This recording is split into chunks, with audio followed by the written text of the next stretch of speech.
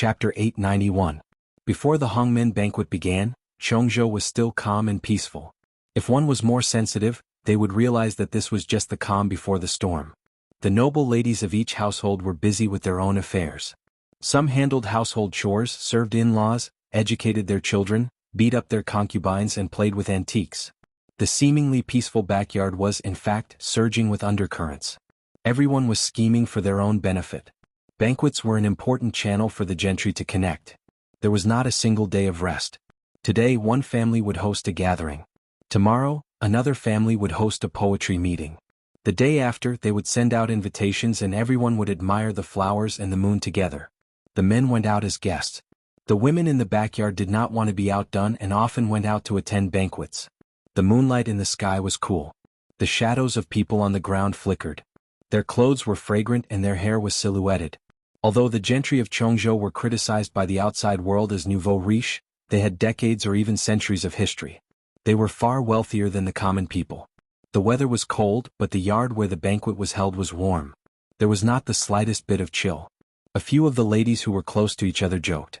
The content revolved around their husbands, their concubines, mothers-in-law, fathers-in-law, illegitimate sons and daughters, as well as the gossip of each household. Most of it was nonsense about family affairs. There was not much substance to it. But when they gathered together to complain, even the most boring topic could become interesting. As they talked, they mentioned Lu Shi, the governor of Lu Prefecture, who was in his prime. The topic got further and further away. Lu Shi was in his prime. He only had one illegitimate daughter and one illegitimate son.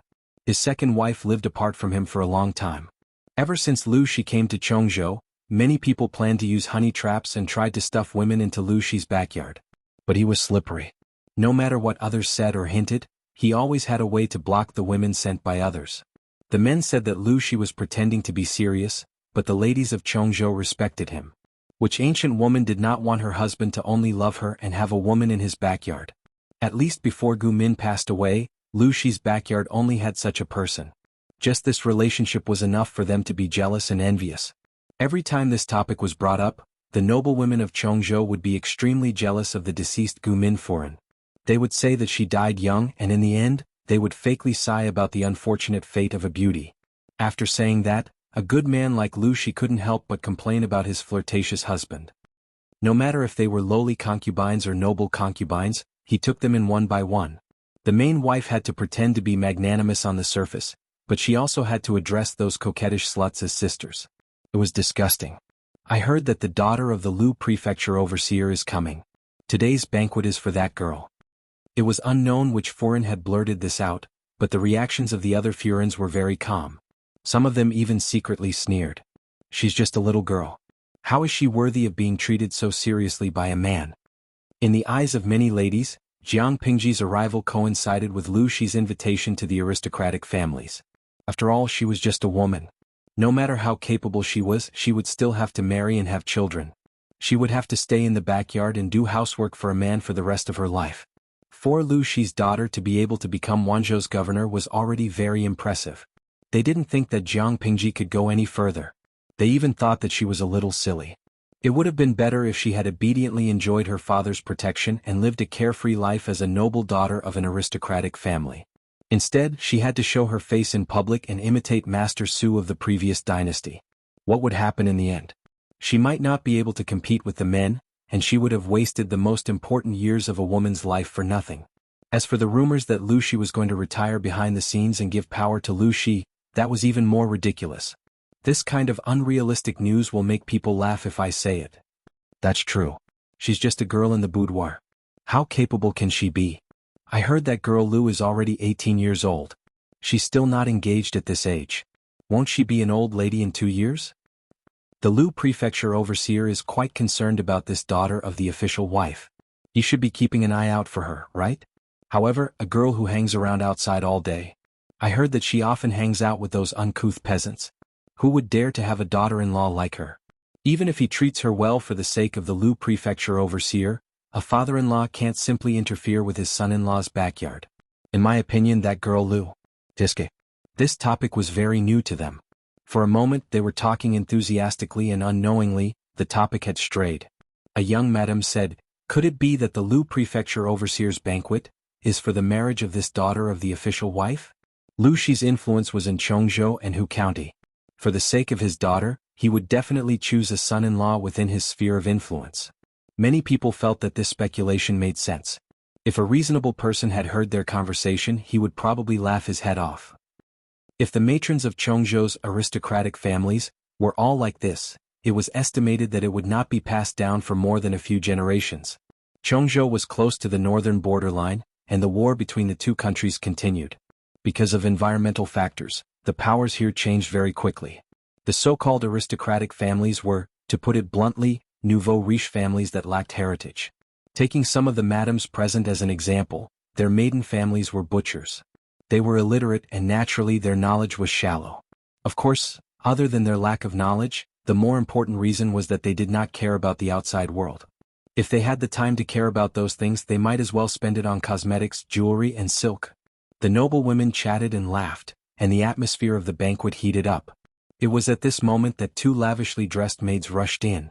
Their appearance caused everyone to look askance. It was as if they were asking with their eyes, "Which family are they from?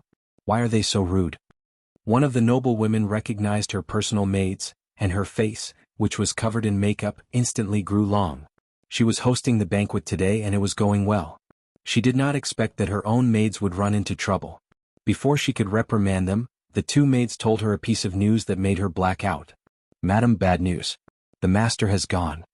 The noblewoman's heart tightened and she scolded them sternly, "Take them away and slap their mouths. Is the master someone you two little bitches can make fun of?" The older maid said, "It's true, madam. There are many soldiers outside and they even brought back the master's corpse." What? This news was like a heavy hammer. Her eyes darkened and her body, which had just stood up, almost fell to the ground. When everyone heard this news, they all lost the mood to fool around. They prepared to observe the situation and then find a chance to leave. However, they did not expect that the same bad news was waiting for them. The originally bustling backyard suddenly became deserted. Chapter 892. He was fine not long ago. How did he get into trouble now? Who did this to him? The noblewoman's eyes were red from crying.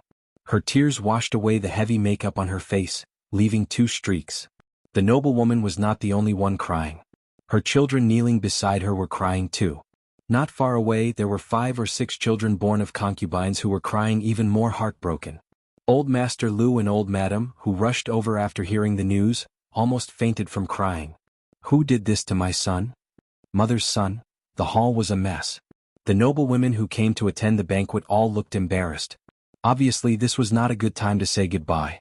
A few noblewomen who had conflicts with that madam saw the situation and could not help but secretly cover their mouths with handkerchiefs to hide their smiles. They had only been gloating for a few seconds when their servants brought terrible news. Their husbands had died, and their residences were surrounded by heavy troops. How could this be? The people who were gloating could not laugh anymore. Their expressions were frozen in a twisted angle, looking especially strange. They reacted the same way as the noblewoman before them. They suspected that the servants had spread the news wrongly. When the truth was placed in front of them, they cried even more heartbreakingly than the noblewoman before them. How could they care about their manners? For a moment they had the same thought in their minds. Who killed their husbands? Who else could it be? After asking around, they knew how their husbands had died. They plotted to murder the 2 Lu governors, secretly colluded with the nobles of the northern borderline, and attempted to overthrow Chongzhou with the northern borderline. However, the winner takes all. They failed at the last step. Their plan had been seen through by Madame Lu and Madame Lu in advance, and they had been killed instead. If the dead man had not been their husbands, they would have believed it. Lu Zhongqing, this is unfounded slander. Our ancestors were all citizens of Chongzhou. How could we collude with the northern borderline? This is clearly the Lu father and daughter who wanted to monopolize power. That's why they killed my husband with a groundless accusation. Slander. All slander. The noblewomen cried and shook their heads. Those who were mentally strong endured the pain and tried to stabilize the situation in the residences. Those who didn't have much ability sat on the ground and cried. The entire mansion was in a mess like headless flies. No matter how much they cried and made a fuss, the soldiers surrounding the mansion refused to back down or retreat. Some sent servants to resist, but they were immediately killed by the soldiers. Seeing this, they finally stopped for a while. After making a ruckus for most of the night, the matrons and elders of the various clans united to demand an explanation from Lu Shi. They did not like Lu Shi because Lu Shi was an outsider. The more power he had, the less benefits the Chongzhou aristocratic families would receive. Even so, they wouldn't do anything to Lu Shi. After all, he still had soldiers in his hands. Of course, they didn't take action not because they were merciful, but because Lu Shi was powerful. If Lu Shi did not have soldiers in his hands, not to mention being the magistrate of Chongzhou for a few years, even the grass on his grave would be as tall as a man. They hadn't done anything before, and it was even more impossible for them to do anything now. One Lu Shi was already hard enough to deal with. Now Lu Shi, who had more than 10,000 soldiers and horses with him, was even harder to defeat if the father and daughter joined forces. Even if they wanted to plot against Lu Shi, they had to wait until Lu Shi retreated behind the scenes before joining forces to bully the young Lu Shi. Anyone with a discerning eye knew that they wouldn't hurt Lu Shi and his daughter. Why would they assassinate them at such a sensitive time? It was obvious that someone had purposely set them up. Every family's mansion was heavily guarded. Apart from the matrons and elders who could enter and leave, everyone else was blocked. This was a clear house arrest. Seeing this, everyone was so angry that their faces turned red. They looked at Lu Shi with murderous intent. "Magistrate Lu, I hope you can give us an explanation for the massacre of the gentry last night. Even if you are the magistrate, you can't kill the innocent." A prestigious elder spoke. He was older than Lu Shi, so he didn't hold back when he questioned him. Lu Shi raised his hand weakly. Jiang Pingji, who was beside him, sneered and said, "Do you need me to give you a reason? Plotting to kill a magistrate is a crime that warrants the execution of 9 generations. I've been merciful by not coming to settle the score with you personally. I didn't expect you to come here and complain first. You're indeed the local tyrant of Chongzhou. You're unscrupulous. You've really opened my eyes." The elder glanced at Jiang Pingji, who was dressed in women's clothing, and said with contempt, "What right do you have to speak here?" Jiang Pingji said, "I am the magistrate of Wanzhou. Do you think I have the right?" The aristocratic families of Chongzhou really had a good plan. You actually wanted to capture me and my daughter to claim credit from the royal court of the northern borderline. If I didn't have capable people protecting me by my side, I would have been beheaded by now. The elder saw that Jiang Pingji was insisting that the aristocratic families of Chongzhou were up to no good. He was so angry that his blood pressure almost skyrocketed. "This is all slander." Jiang Pingji sneered. "Slander? How is it slander? You mean to say that I and my father purposely stabbed ourselves with a knife to slander you? Since you refuse to admit it, I'll show you the evidence." Someone said, "How can injuries be faked? Who knows if this is a conspiracy between you and your daughter?" Jiang Pingji said, "What's the use of quibbling? Show me the evidence. Let's see if you admit it or not." Having said that, Jiang Pingji waved her hand outside. A doctor carrying a medical box came forward. The man's hair and beard were all white. He was no stranger to everyone. The doctor's medical skills were superb. He was a doctor employed by the aristocratic families of Chongzhou. He had a close relationship with each family. Jiang Pingji's and Lu Shi's injuries were also treated by him. He knew the condition of their injuries the best. The doctor trembled as he told the truth. Lu Shi's injuries were relatively light, but Jiang Pingji's injuries were very serious. The 3 wounds were all close to vital parts. Who would risk their own lives for the sake of framing someone? At that moment, Li Yun brought people over. The people behind him carried dozens of big boxes. He nodded at Jiang Pingji. Jiang Pingji received the hint and sneered in her heart. "These things were all found in your residence." As soon as she said the first sentence, the faces of the dozens of people below changed. They had just stepped out of the door when the soldiers outside barged in. They looked as if they were confiscating property. Jiang Pingji continued, "Take a look. Do these things belong to you?" The boxes were opened one by one. They were filled with bamboo slips, account books, land deeds, and a few letters. Chapter 893. Jiang Pingji's words were powerful and resonant. She spoke 90% truth mixed with 10% falsehood, forcibly turning black and white upside down. The group of people who were arrogant just a moment ago now seemed to be strangled by invisible hands. Their expressions were strange and comical. "What? Did I say anything wrong?" Jiang Pingji had a cold smile on her face. Her emotionless eyes glanced at them. They didn't know if it was because they had a guilty conscience, but they always felt that Jiang Pingji's gaze was dense and sharp. They didn't dare to look her in the eye. Whoever she glanced at, that person would look away uncomfortably. Jiang Pingji sneered. "Stacks of land deeds, books of accounts, and secret letters of treason. All of them were found in your residences.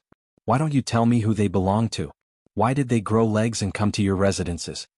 Everyone's faces were ashen. They looked at the dozen or so huge boxes that could kill people. Not long after, their backs were covered in fine sweat. A noble lady said, "Your Excellency, please understand. These land deeds were bought from the people." Before she finished speaking, Jiang Pingji flung the sandalwood brocade fan in her hand at her face. She actually humiliated her in public without any mercy. Bought from the people? This is the funniest joke I've heard this year. Jiang Pingji said it in a strange tone. After the noble lady heard it, she was angry, embarrassed, and resentful. She was humiliated by Jiang Pingji in public. Everyone's attention and gaze fell on her, giving her the illusion that there was a thorn in her back. If there was a crack on the ground at that moment, she couldn't wait to crawl into it and never come out. You can buy land worth 34 strings of coins for only a few hundred coins. Why haven't I come across such a cheap sale? Jiang Pingji suppressed her anger, but her eyes were already filled with murderous intent. She really wanted to kill all of them. The noble lady still wanted to quibble. A few years ago, the northern borderline stationed a large number of troops at the border. The people were ignorant and believed the rumors. They thought that the foreign tribes of the northern borderline were about to send troops to the south. To escape the flames of war, they sold their property and land at a low price. It wasn't by force. She still had some brains. She couldn't bear the crime of treason. It would be better to work hard to whitewash themselves, and say that the land and houses were sold at a low price by the people themselves. Of course, such a pale and laughable excuse, not to mention others, even she herself did not believe it. The viewers in the live stream room mocked him as they gained a deeper understanding of how thick-skinned this person was. You ran Fij, I've lived for a long time. Does this person really treat others as fools?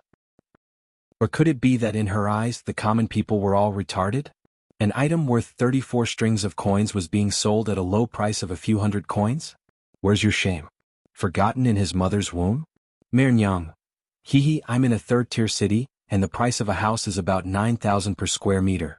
According to this woman, the people heard that the northern borderline was coming to fight, so they sold their houses for less than 300 per square meter? Even though the audience was experienced and knowledgeable, they were still shocked by the shamelessness of this aristocratic lady.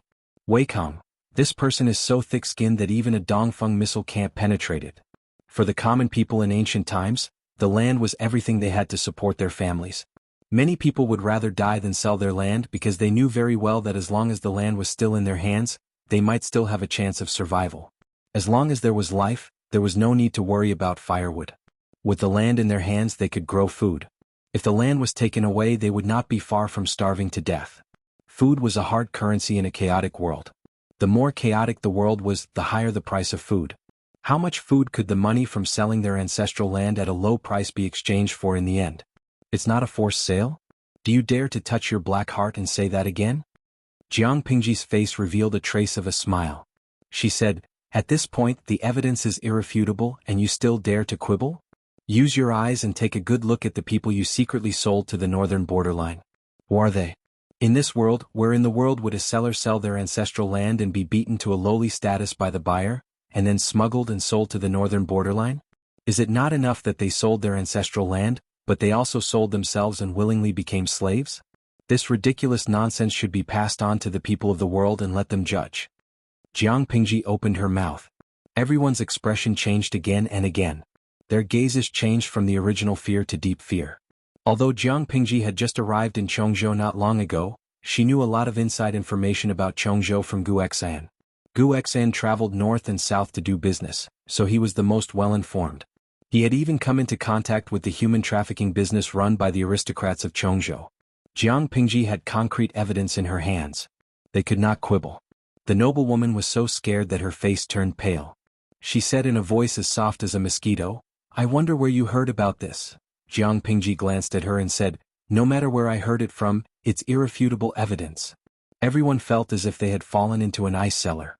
Looking at the situation, Jiang Pingji did not intend to let them go.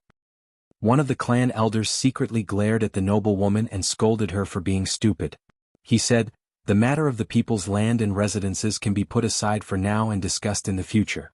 However, the matter of colluding with the enemy and selling the country must be thoroughly investigated no matter what. The most important thing now was not to clear their names and forcefully buy and sell the land. Once the matter of colluding with the enemy and selling the country was determined, it would definitely bring disaster to the entire clan. A light punishment would be confiscation of the family property, a heavy punishment would be the extermination of the entire clan.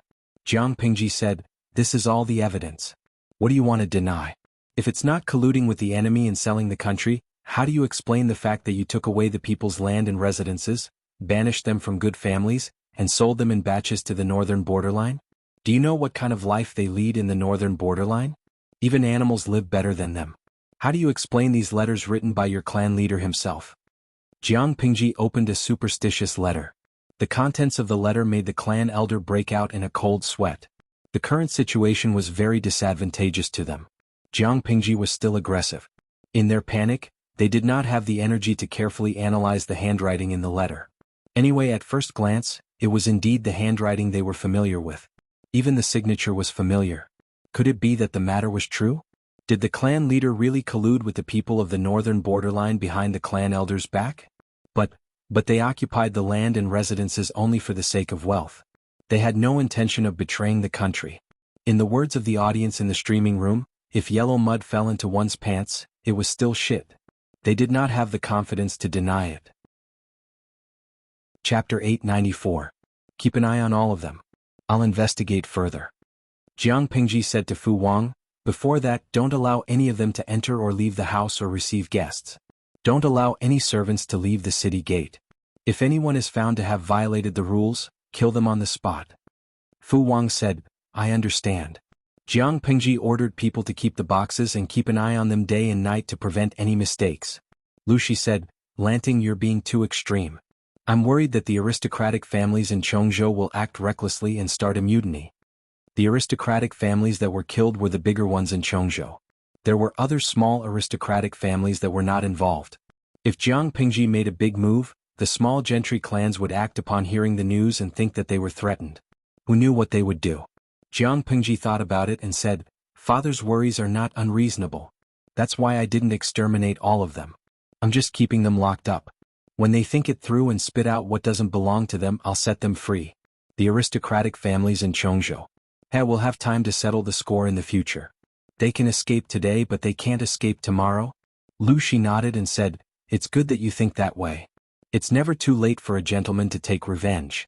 Only by judging the situation can one last." If Jiang Pingji's style of doing things was as fast as lightning, Lu Shi's style was silent. It was hard to say which was better. The former was fast and had many hidden dangers. The latter was slow, but it could reduce many twists and turns. Jiang Pingji seemed to have thought of something and reminded Lu Shi. "Father, third brother seems to like extravagant things?" Lu Shi's face darkened. He said shamefully, "Maybe he didn't take good care of himself when he was young. He became like this." It was as if he had never seen a big scene before. He was startled by everything and wished he could hang all the good stuff on him. Lu Zhao's sword was inlaid with gold and silver and decorated with gems. He looked like a nouveau riche. Lu Shi tried to correct him a few times, but Lu Zhao refused to change. Jiang Pingji laughed and said, "Third brother is still young. There's plenty of time to train him. I mentioned him because I wanted to tell father to stay in the mansion for the next few days and not run around so as to avoid being targeted by those villains who are desperate to take risks." Her actions had offended all the aristocratic families in Chongzhou. They had no way of retaliating against her. They couldn't touch Lu Shi, but it was hard to guarantee that they wouldn't target Lu Zhao. "I will be careful." Lu Shi nodded and added, "You be careful too." After leaving the main hall, Jiang Pingji heaved a sigh of relief. She was about to look for Feng Zhen and the others to discuss what to do next when she caught a glimpse of a head popping out from the corner of her eye. "Zhao," she called. Lu Zhao had changed into a new set of clothes. His style was just as noble and gorgeous, and he looked like a rich young man who had walked out of a painting. "Sister." Having been caught red-handed by Jiang Pingji, Lu Zhao was feeling guilty. When he heard how Jiang Pingji addressed him, his eyes lit up again. "What are you doing there?" "Of course I'm waiting for sister. There are some things that I'm not very clear about." Jiang Pingji asked, "What is it?" Lu Zhao hemmed and hawed for a while, his face almost turning red. Did they really do such a disgraceful thing?" Lu Zhao's eyes drifted and he asked very softly. Although he was the son of a concubine, he was from the Lu family of Hejian. His body was branded with the mark of the aristocratic families. Lu Zhao was proud of his family background. He had never thought that the aristocratic families were so glamorous on the surface, but they had done such dirty deeds behind the scenes. Of course it's true. Zhao, you're not young anymore. Look for me in the future and let me bring you to see the outside world. If you really can't, look for the housekeeper and let him tell you what the real world is like. You're always in the backyard. What kind of knowledge can you have? Lu Zhao's cheeks turned red. His eyes were filled with shame. Jiang Pingji continued, the scandals that the aristocratic families in Chongzhou have done are far more than what I've revealed. Explain the facts one by one. Jiang Pingji added that they had colluded with the enemy and sold their country, but what was the difference between what they had done and colluded with the enemy and sold their country? Jiang Pingji's words could not be considered as wronging them. Lu Zhao laughed bitterly. He stammered, Sister, is our family like this too? If that was the case, Lu Zhao really could not enjoy everything with a clear conscience. Jiang Pingji said, your family has a big business. Why would they need to do such immoral things? Only those who are greedy and have shallow knowledge will use all their energy to exploit and amass wealth. The people are like water. Water can carry a boat, but it can also capsize it. Such a simple principle, yet no one understands it. Lu Zhao heaved a sigh of relief. He thought of the scene he had just seen. His heart was filled with indignation and anger. Sister, you've only locked them up. Is there a next step? From what I see, their crimes can be exterminated. Although Lu Zhao was born bashful, his bones were tough.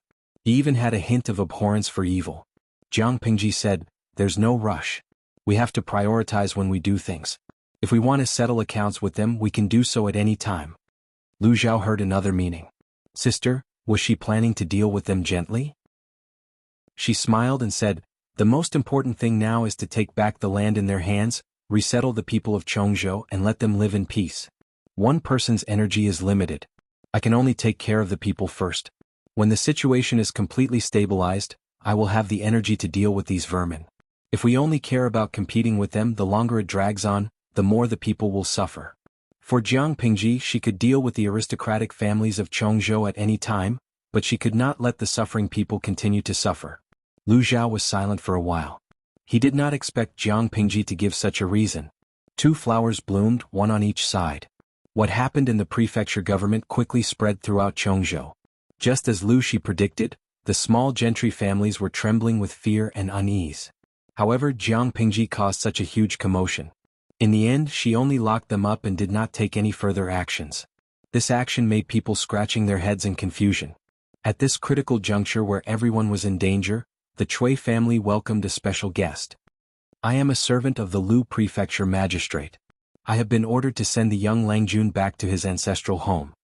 Feng Zhen was dressed in a neat and tidy scholarly robe. He wore a headpiece and restrained his frivolous expression. When he was serious, he looked rather noble. When the leader of the Chui family heard Feng Zhen's invitation, he hurriedly went out to welcome him. Jiang Pingji had told him early on that his wife had given birth to a son for him during the earthquake. The son did not die and was brought to Wanzhou's Xiangyang district by two loyal servants to be raised for 2 years. Ever since he received the news, he had been looking forward to it day and night. He was already burning with anxiety. He and Feng Zhen greeted each other and looked anxiously at the horse carriage behind Feng Zhen. The curtain of the carriage was lifted, revealing a small head. Chapter 895. Feng Zhen nodded with a smile and turned to reach out to the child. Come to uncle. Feng Zhen had a good relationship with the child. As soon as he said this, the child quickly smiled and reached out to him. Uncle Feng, he called out in a crisp voice.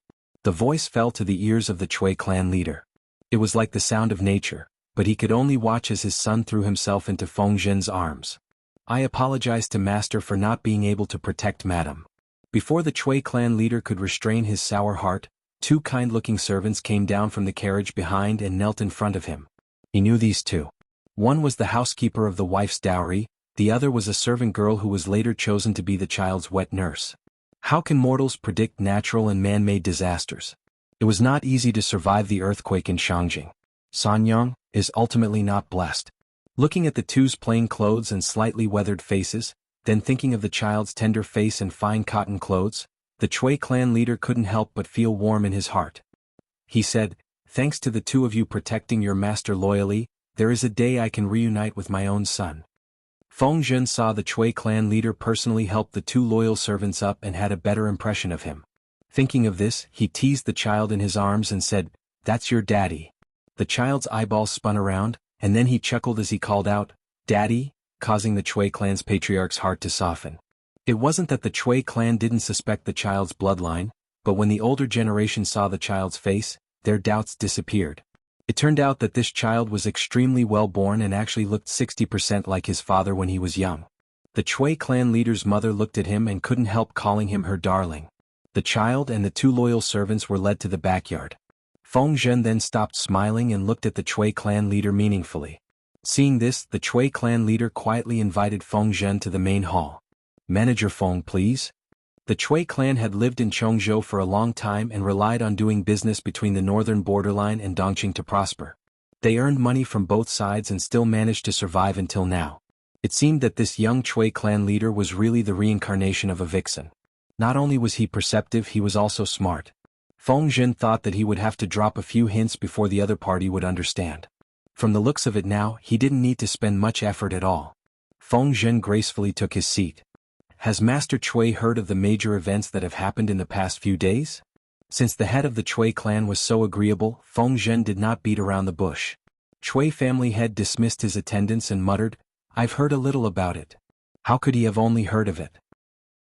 His ears were about to go deaf from the bombardment. After spending so much time with his lord, Feng Zhen started to like to play straight. "Since you've heard of it, what do you think about it, Family Head Chui?" Family Head Chui hesitated for a moment. After a while, he said, "I do have some humble opinions, but I'm afraid that saying it will offend the prefecture overseer.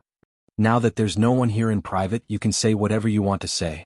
My master has always been generous and benevolent, and is open to good advice." Master Chui sighed. More than a decade ago, the northern borderline foreign tribes took advantage of the political turmoil in Dongqing to launch a surprise attack on Chongzhou's Shangyu County. They captured and killed countless people. Although Master Yuanjing took back 3 cities, there are still 3 cities in the hands of the northern borderline that have yet to be returned. After the northern borderline grew stronger, they sent a large number of troops to the border to demonstrate their might, causing the people of Chongzhou to panic. Someone took the opportunity to spread rumors and took advantage of the situation, causing the people to become destitute and homeless. As for who it was, I'm sure Prefecture Overseer Feng knows. Developing to the situation today was not the work of a day and a night. Although the situation has improved after Prefecture Overseer Lu took office, it is still not a permanent solution. Feng Zhen listened seriously, not showing any displeasure or anger on his face. This gave Family Head Chui some courage. He said tactfully, "The aristocratic families of Chongzhou have already become a force to be reckoned with. It's understandable that Prefecture Overseer Lu wants to take things slowly. Moreover, in the past few years there have been some benefits. It's just that the tumor can only be removed with strong medicine now. Prefecture Overseer Lu has put in a lot of effort, but the power in Chongzhou has already become a foregone conclusion. If we don't use external forces to forcefully break it, I'm afraid it will be difficult to cure." Although Lu Shi did not really like the Chui family who were fence-sitters, Family Head Chui had a good impression of Lu Shi. Without Lu Shi's meticulous governance and multifaceted dealings, the situation in Chongzhou would only be worse. It could even give rise to the Tsingyi Army or the Red Lotus Group, which were evil sects among the people. It was a pity that Lu Shi was an external force and he liked to take things slowly. He had been lying low, trying to take back all the power from the aristocratic families, but the effect was too slow. Interestingly, Lu Shi, who liked to take things slowly, had a hot-tempered daughter. The moment she came, she gave the aristocratic families of Chongzhou a slap. He then thought about how Jiang Pingji had contacted him in advance. Family Head Chui keenly sensed something. He felt that if he grasped this opportunity, he might be able to push his family up a notch. With such a thought, he was so excited to see Feng Zhen. His son was important, but the future of his family was more important. After the conversation, he felt that his guess was correct. Jiang Pingji had the intention to suppress the other aristocratic families in Chongzhou, but she had no intention of completely offending them. She definitely had to support the trusted forces that were close to her. Otherwise, she would not be able to pacify the aristocratic families in Chongzhou. Just as he was thinking, Family Head Chui heard Feng Zhen say, "Because of this world needs people like my lord who are wholeheartedly for the people and are not afraid of power to stand up. What happened a few days ago was just an appetizer. Family Head Chui, what kind of person do you think my lord is?" "Young and talented, with courage and insight that surpasses others. He is not inferior to his father." He did not say any unnecessary compliments to prevent himself from appearing too flattering. My lord has the intention to reorganize Chongzhou, but he has met with too much resistance. There are always people who think highly of themselves or are extremely stupid who try to stop him. That is indeed the case, family head Chui continued. I have also thought of helping the people, but I am powerless to change the situation. Not to mention that I am weak, I have to take care of the old and young at home, so I am unable to do my best. Now that there is a person like Magistrate Lu, there is hope for the people of Chongzhou. Feng Jin said with admiration. Family head Chui is also a man of character. It is not easy to have such a heart. I am ashamed. In the end I still did not help much. Feng Jin changed the topic. He said, if I really think that family head Chui is a smart person and should understand how to act according to the general trend, I will not say much. My lord and your son are also fated for a period of time. In terms of relationship, I am naturally closer to you. Hearing that, the smile on family head Chui's face grew brighter. He had also heard that his wife had been buried under the rubble to protect their child. It was only thanks to Jiang Pingji's full help that the child's life was saved. Jiang Pingji was the savior of the Chui family, and even more so, the savior of his eldest son. If the Chui family wanted to use this excuse to repay Jiang Pingji's kindness and return the favor, no one could blame them. Chapter 896. Master Chui was so understanding that Feng Zhen completed Jiang Pingji's task without much effort. He reported back to Jiang Pingji and told her the details of his meeting and conversation with the Chui family's master. Jiang Pingji thought about it and asked Feng Zhen, do you think this person is trustworthy? She had the intention to support the aristocratic families in her camp, but that was just a piece of candy. If the Chuis knew when to stop, she did not mind letting the Chuis reap the benefits and become a rising power in Chongzhou. If they were greedy and wanted to take both sides, she would not tolerate the Chuis. My lord, do you really think this person is trustworthy? Feng Zhen thought about it and said seriously, the Chuis started out as merchants. Because of their roots, they are not well received in Chongzhou. They are even lower than others in all aspects. My lord, you forcefully suppressed the aristocratic families in Chongzhou. For the Chuis, if the orthodox aristocratic families are suppressed, they will have a good opportunity to stand out. If my lord can support them, the Chuis will soar to the sky. Only when the aristocratic families in Chongzhou were suppressed could the second-class aristocratic families or commoner families have a chance to rise up. Under such circumstances, the Chuis could not continue to treat them like merchants. After all, they had seen Jiang Pingji's decisiveness and ruthlessness. Was it so easy to have a foot in two boats? If they were not careful, the boat would be destroyed and the people would die. The Chuis were rooted in Chongzhou. They did not dare to take the risk. Jiang Pingji tapped her fingers on the table. After thinking for a while, she finally agreed. You said that Chui Zhonghuan wanted me to give his little bean a name? Chui Zhonghuan was referring to Master Chui. His surname was Chui and his first name was Yu. His courtesy name was Zhonghuan. Regardless of whether it was Yu or Huan, they both had the meaning of light. It was a good meaning. Feng Zhen smiled. Yes, but in my opinion, my lord should give him a nickname or a courtesy name that will be useful in the future. As for a proper name, it was better for Master Chui to come up with it himself. Feng Zhen had yet to experience Jiang Pingji's naming skills. He felt that his lord was well-read and had no problem with her literary talent. Reality proved that, give me a courtesy name or a nickname. It's better to give me a courtesy name. It makes me sound more solemn. How about Bai? Feng Zhen's mouth twitched. Qiguan Rang, who was handling documents, was even more direct. He accidentally pushed down a pile of bamboo slips. Master, are you serious?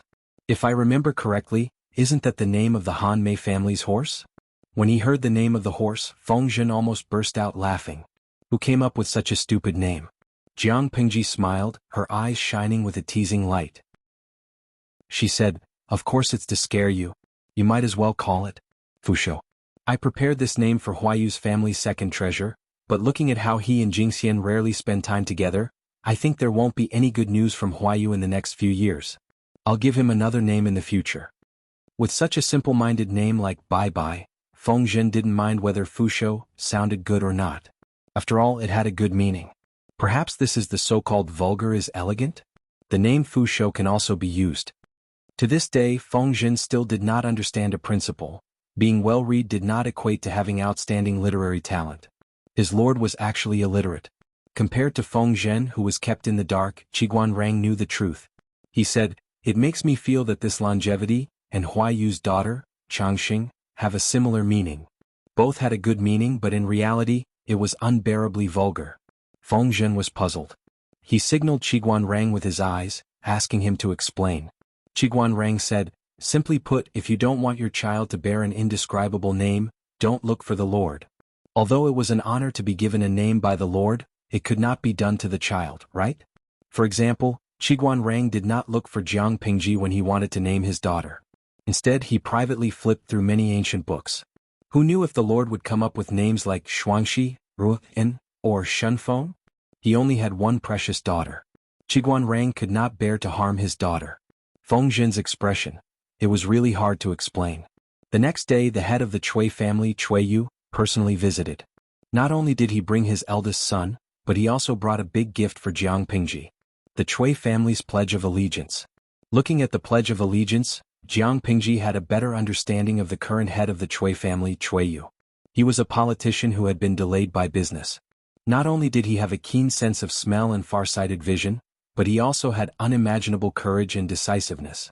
It was a pity that this kind of opportunistic businessman could only share blessings, not trials and tribulations, let alone a heart-to-heart.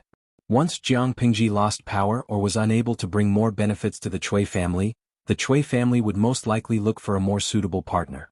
After jumping ship, they would kick her out. The reason the Cui family was willing to accept the olive branch from Jiang Pingji was mostly because she had slaughtered a group of Chongzhou aristocrats. If she had not done that, the Cui family would still thank her for saving their lives, but they would never bet on her. Head of the Cui family, what do you mean by this? Jiang Pingji pretended to be puzzled. She looked at the land deeds and slave sale contracts that Yu had presented. Her lips curled into a mysterious smile. Yu said, "Now that the world is in chaos, the people have no way to make a living. At the critical moment of the country's crisis, those greedy vermin unexpectedly took the opportunity to exploit the people. They are the vermin of the country. I am alone and can't stop them. I can only do what I can to comfort them. I heard that the officials' benevolent and righteous move is to station fields at the border and train the army to defend against the northern borderline. It is really a blessing for the people of Chongzhou. I do not have a lot of assets, but I started my business with the people. How can I forget my roots? I only hope that the official will save the people from the disaster." The smile on Jiang Pingji's face grew wider. Everyone liked to hear compliments, and she was no exception. She had to admit that Yu's business boasting was very pleasant to her ears.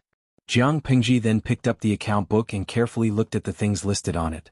The Cui family left behind the clan's sacrificial field and even rented a portion of the fertile land that they bought at a fair price to her for free. Of course, the proportion of these fields was not large. The largest proportion was the fertile land that they bought from the people. However, compared to the previous aristocrats, the Cui family still had some conscience. Although they lowered the price, they only lowered it by 30%. It was better than those ruthless people who lowered the price by 30 or 40 times.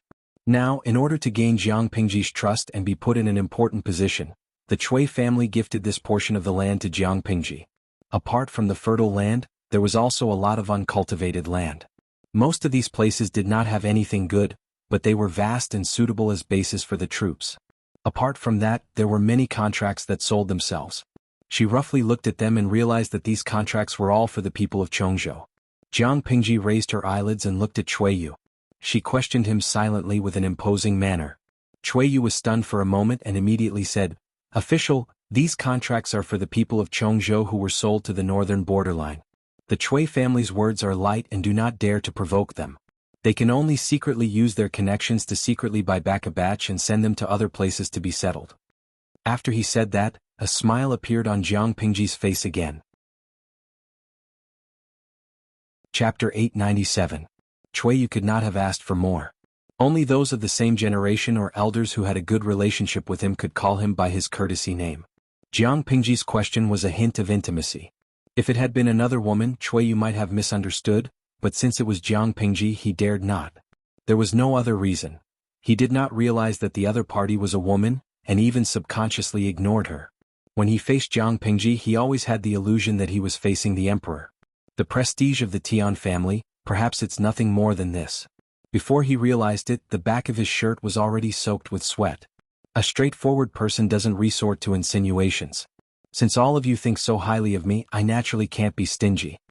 Jiang Pengji accepted Mrs. Chui's pledge of allegiance without any psychological pressure. Next, it was time to let Mrs. Chui see her determination. Have you heard of the bamboo paper in Hejin County? Chui Yu's heart suddenly trembled. He was so shocked that his eyes went round and his tongue went numb. He almost forgot how to speak. Hejin bamboo paper? How could he not have heard of it? The Chui clan made their fortune through business. Although they already had some reputation and heritage, they were still merchants in the end and were not taken seriously by others. The more it was like this, the more the Chui clan wanted to ascend to a higher level. Things like bamboo paper could only be touched by noble families. It wasn't that the Chui family didn't have the money to buy it, but they didn't even have the qualification to order it. He was anxious and a bold idea circled in his mind. Could it be that Lu Shi was going to give up the profits from the bamboo paper? Even if it was just a piece of the cake, it was enough for Chui's to digest. However, this thought did not exist for long before Chui Yu forcefully suppressed it. Based on the intuition of a merchant, the woman in front of him could not be underestimated, nor could she be judged by the secular standards. For some people, the more you wanted something from them, the more they wouldn't give it to you. On the contrary, there might be a windfall. Chui Yu said, "The Hejin bamboo paper is a treasure sought after by all the famous people in the world. I have naturally heard of it." Jiang Pengji said, "My mother has been intelligent and quick-witted since she was young. The bamboo paper was created based on Kai Ho's paper. Unfortunately, due to the limitations of the materials, they were unable to mass-produce them. His mother often said that bamboo paper wasn't something that only one family had. It's just that she's afraid that someone will use it to create trouble, so she's been hiding the craftsmanship of bamboo paper. It's not that she's selfish and doesn't want to teach it to others." Chui Yu had no way of verifying whether Gu Min had said those things, so he just let Gu Min say whatever she wanted. Chui Yu's heart skipped a beat, almost skipping a beat. He nervously swallowed his saliva. It was clear that he was already cheering in his heart, but on the surface he had to maintain his composure. The implication of Jiang Pengji's words was very clear. She was satisfied with Chui's performance this time, so she allowed Chui to have a share of the big cake of bamboo paper. Jiang Pengji continued, "This is my mother's unfulfilled wish. As her daughter, I naturally have to inherit it." However, just like what his mother had been worried about, the biggest problem in mass production of bamboo paper was the raw materials.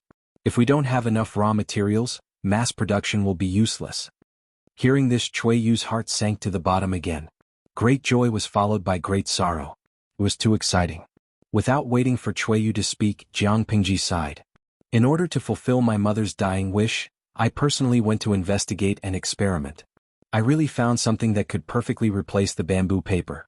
He had started experimenting a few years ago, and the paper-making technology had already matured. As long as there are no problems with the raw materials, mass production will no longer be difficult. I don't say that everyone in the world can afford to use paper, but at least middle-class families won't have to continue using heavy bamboo slips. If Chui Yu's mood could be drawn into a picture, it would probably be like a roller coaster. The ups and downs could cause a heart attack. Jiang Pengji asked someone to bring a stack of cut rice paper. Chui Yu's eyes were glued to it. He had been modest before, but Chui's were rich. If they spent a high price and used their connections, they could always buy some from irregular channels. As the head of the Chuis, he had naturally used bamboo paper before. Just by looking at it, he knew that the improved bamboo paper that Jiang Pengji mentioned was not inferior to the quality of the top bamboo paper. If he could really get a share, would the Chuis just take a step forward? It was obviously a big step that would burst his crotch. Maybe Zhonghuan doesn't know, but I want to rebuild the Jinling Pavilion. Although I dare not compare with the Jinling Pavilion of the previous dynasty, it's not much worse. I plan to use this paper to bind all the books in the Jinling Pavilion. At that time, I will need a huge amount of paper. I dare not easily entrust this matter to someone who is not my confidant." Jiang Pengji said, "I wonder if Zhonghuan is willing to lend me a hand?" She said so much, but the last sentence was far more attractive to Chui Yu.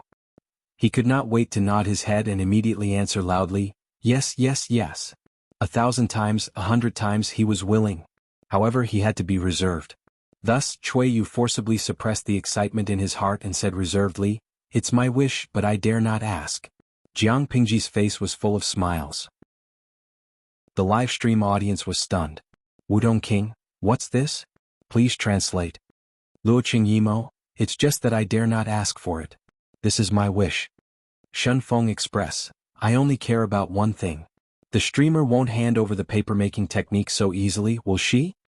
Jiang Pingji accidentally saw the bullet screen and could not help but laugh in her heart. Why would she do such a stupid thing? She clearly knew that Chui was a businessman. Why would she reveal her trump card at such a time? She agreed to let Chui's participate in the paper-making process, but she did not say that she would hand over the core technique. She would only use their manpower. When the rice paper was mass-produced and the paper's price came down from the altar, she would not mind handing over the technique to Chui's. Now, the rice paper was the carrot that she had hooked. It was specially used to lure Chui's, the greedy donkey, so that it would stare at the carrot to quench its thirst. Even so, Jiang Pingji's conditions were far beyond Chui's expectations. They were deeply grateful. Sometimes when you give too much, people may not remember your good deeds. Only when you give them little by little, will they know how precious the things they have in their hands are. Half a month passed like that. The city was still under martial law. The heavily guarded soldiers did not retreat. The few families that were under house arrest could not even hold a funeral. Many of the young gentry felt their buttocks burning. They could not sit still anymore. At this moment, two pieces of news bombarded the circle of friends of the gentry in Chongzhou. To be precise, the second piece of news was too important. In comparison, the first piece of news was insignificant.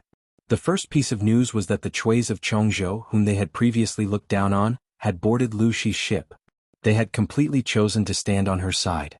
They did not care whether the Chuis stood on their side or not. In many people's eyes, they were just toads that were vainly trying to become one of the top aristocratic families in Chongzhou. The second piece of news was that the Chuis, who had chosen to stand on their side, handed over a proof of allegiance and obtained the right to sell the bamboo paper and rice paper from Lu Shi. What was even more shocking was that after 5 years of cooperation between the two parties, the Chuis could still obtain the production technique of the two types of paper from Jiang Pingji. Knowing the contents of the proof of allegiance that the Chuis handed over, the gentry clans beat their chests and stamped their feet. Chapter 898. Reality had proven that opportunities were only given to those who were prepared and those who were extremely lucky. If one did not have European blood, then it was better to be prepared. Who knew when the opportunity would come? The incident with the Chuis quickly spread among the circle of friends of the gentry in Chongzhou. There were many who were envious and jealous. The group of people who were originally trembling with fear were now scratching their heads and thinking about how to get a share of the spoils. They did not ask for the same treatment as the Chuis, but they should at least get a share of the spoils. The gentry were used to reading people's minds. Jiang Pingji did not need to say it clearly. She only needed to let out some news and they would follow the scent. Because of the exploitation of the fields and the slave trade, she relied on the fact that she had a strong army in her hands and ruthlessly attacked the aristocratic families of Chongzhou. Now that the Chuis were rushing to deliver the fields, she was all smiles and praised the Chuis greatly. She even had the intention to support the Chuis' rise to power. What did this mean? It meant that Jiang Pingji wanted to take back the fields that belonged to the people. If they did not give it to her, she would keep them locked up and see who could outlast the other. If Jiang Pingji was strong, the gentry would definitely stick together under the pressure of survival and work together to fight against her. However, the Chuis chose to rely on Jiang Pingji. Because of this, they gained huge benefits that far exceeded what they had invested. As a result, the gentry began to mutter in their hearts. Instead of killing 1,000 enemies and sacrificing 800 of their own, it would be better to fight for a win-win situation. Of course, those who had such thoughts were mostly from mediocre families. As for the gentry who flaunted their nobility, they would rather break than bend. Want them to give in? Sure, let Jiang Pingji personally visit them. Even if it was not 3 visits, she had to make 2 trips to give them face. Otherwise, there would be no discussion. With such thoughts in mind, different voices emerged in the circle of friends of the gentry in Chongzhou. Naturally, they could not stick together. Build virtue with kindness, build authority with strictness, reward for merit and punish for mistakes. This is the way to govern. Qiguan Rang finished his work and leisurely brewed tea for himself. Hearing the report from his subordinate, he smiled and said to Jiang Pingji, "My lord's tactics are becoming more and more sophisticated." Jiang Pingji snorted. Although she did not say anything, the curl of her lips revealed her feelings. Qiguan Rang knew that his lord was in a good mood. Her expression was just like his daughter's when she was praised by her parents. Jiang Pingji felt that her subordinate seemed to have misunderstood her. She tried to clear her name. It's better to be straight than to do things. Your lord isn't the kind of stubborn person who won't turn back until she hits a brick wall. If being flexible can reduce trouble, I won't disdain to do it. Qiguan Rang smiled but said nothing. He had known Jiang Pingji for more than 6 years. It could even be said that he had watched her grow up. How could he not know the changes in her? Jiang Pingji was not anxious at all. She sat on the fishing platform calmly and smiled as she watched the group of fishes fighting for their own interests. The aristocratic families that she had placed under house arrest earlier were also dumbfounded. In their script, Jiang Pingji should be boycotted by the aristocratic families of Chongzhou. They should exert pressure on her and force her to submit. When Jiang Pingji could not take it anymore, she would release them from house arrest. They could then take the opportunity to guide public opinion and clear their names once and for all. Who could tell them what was going on?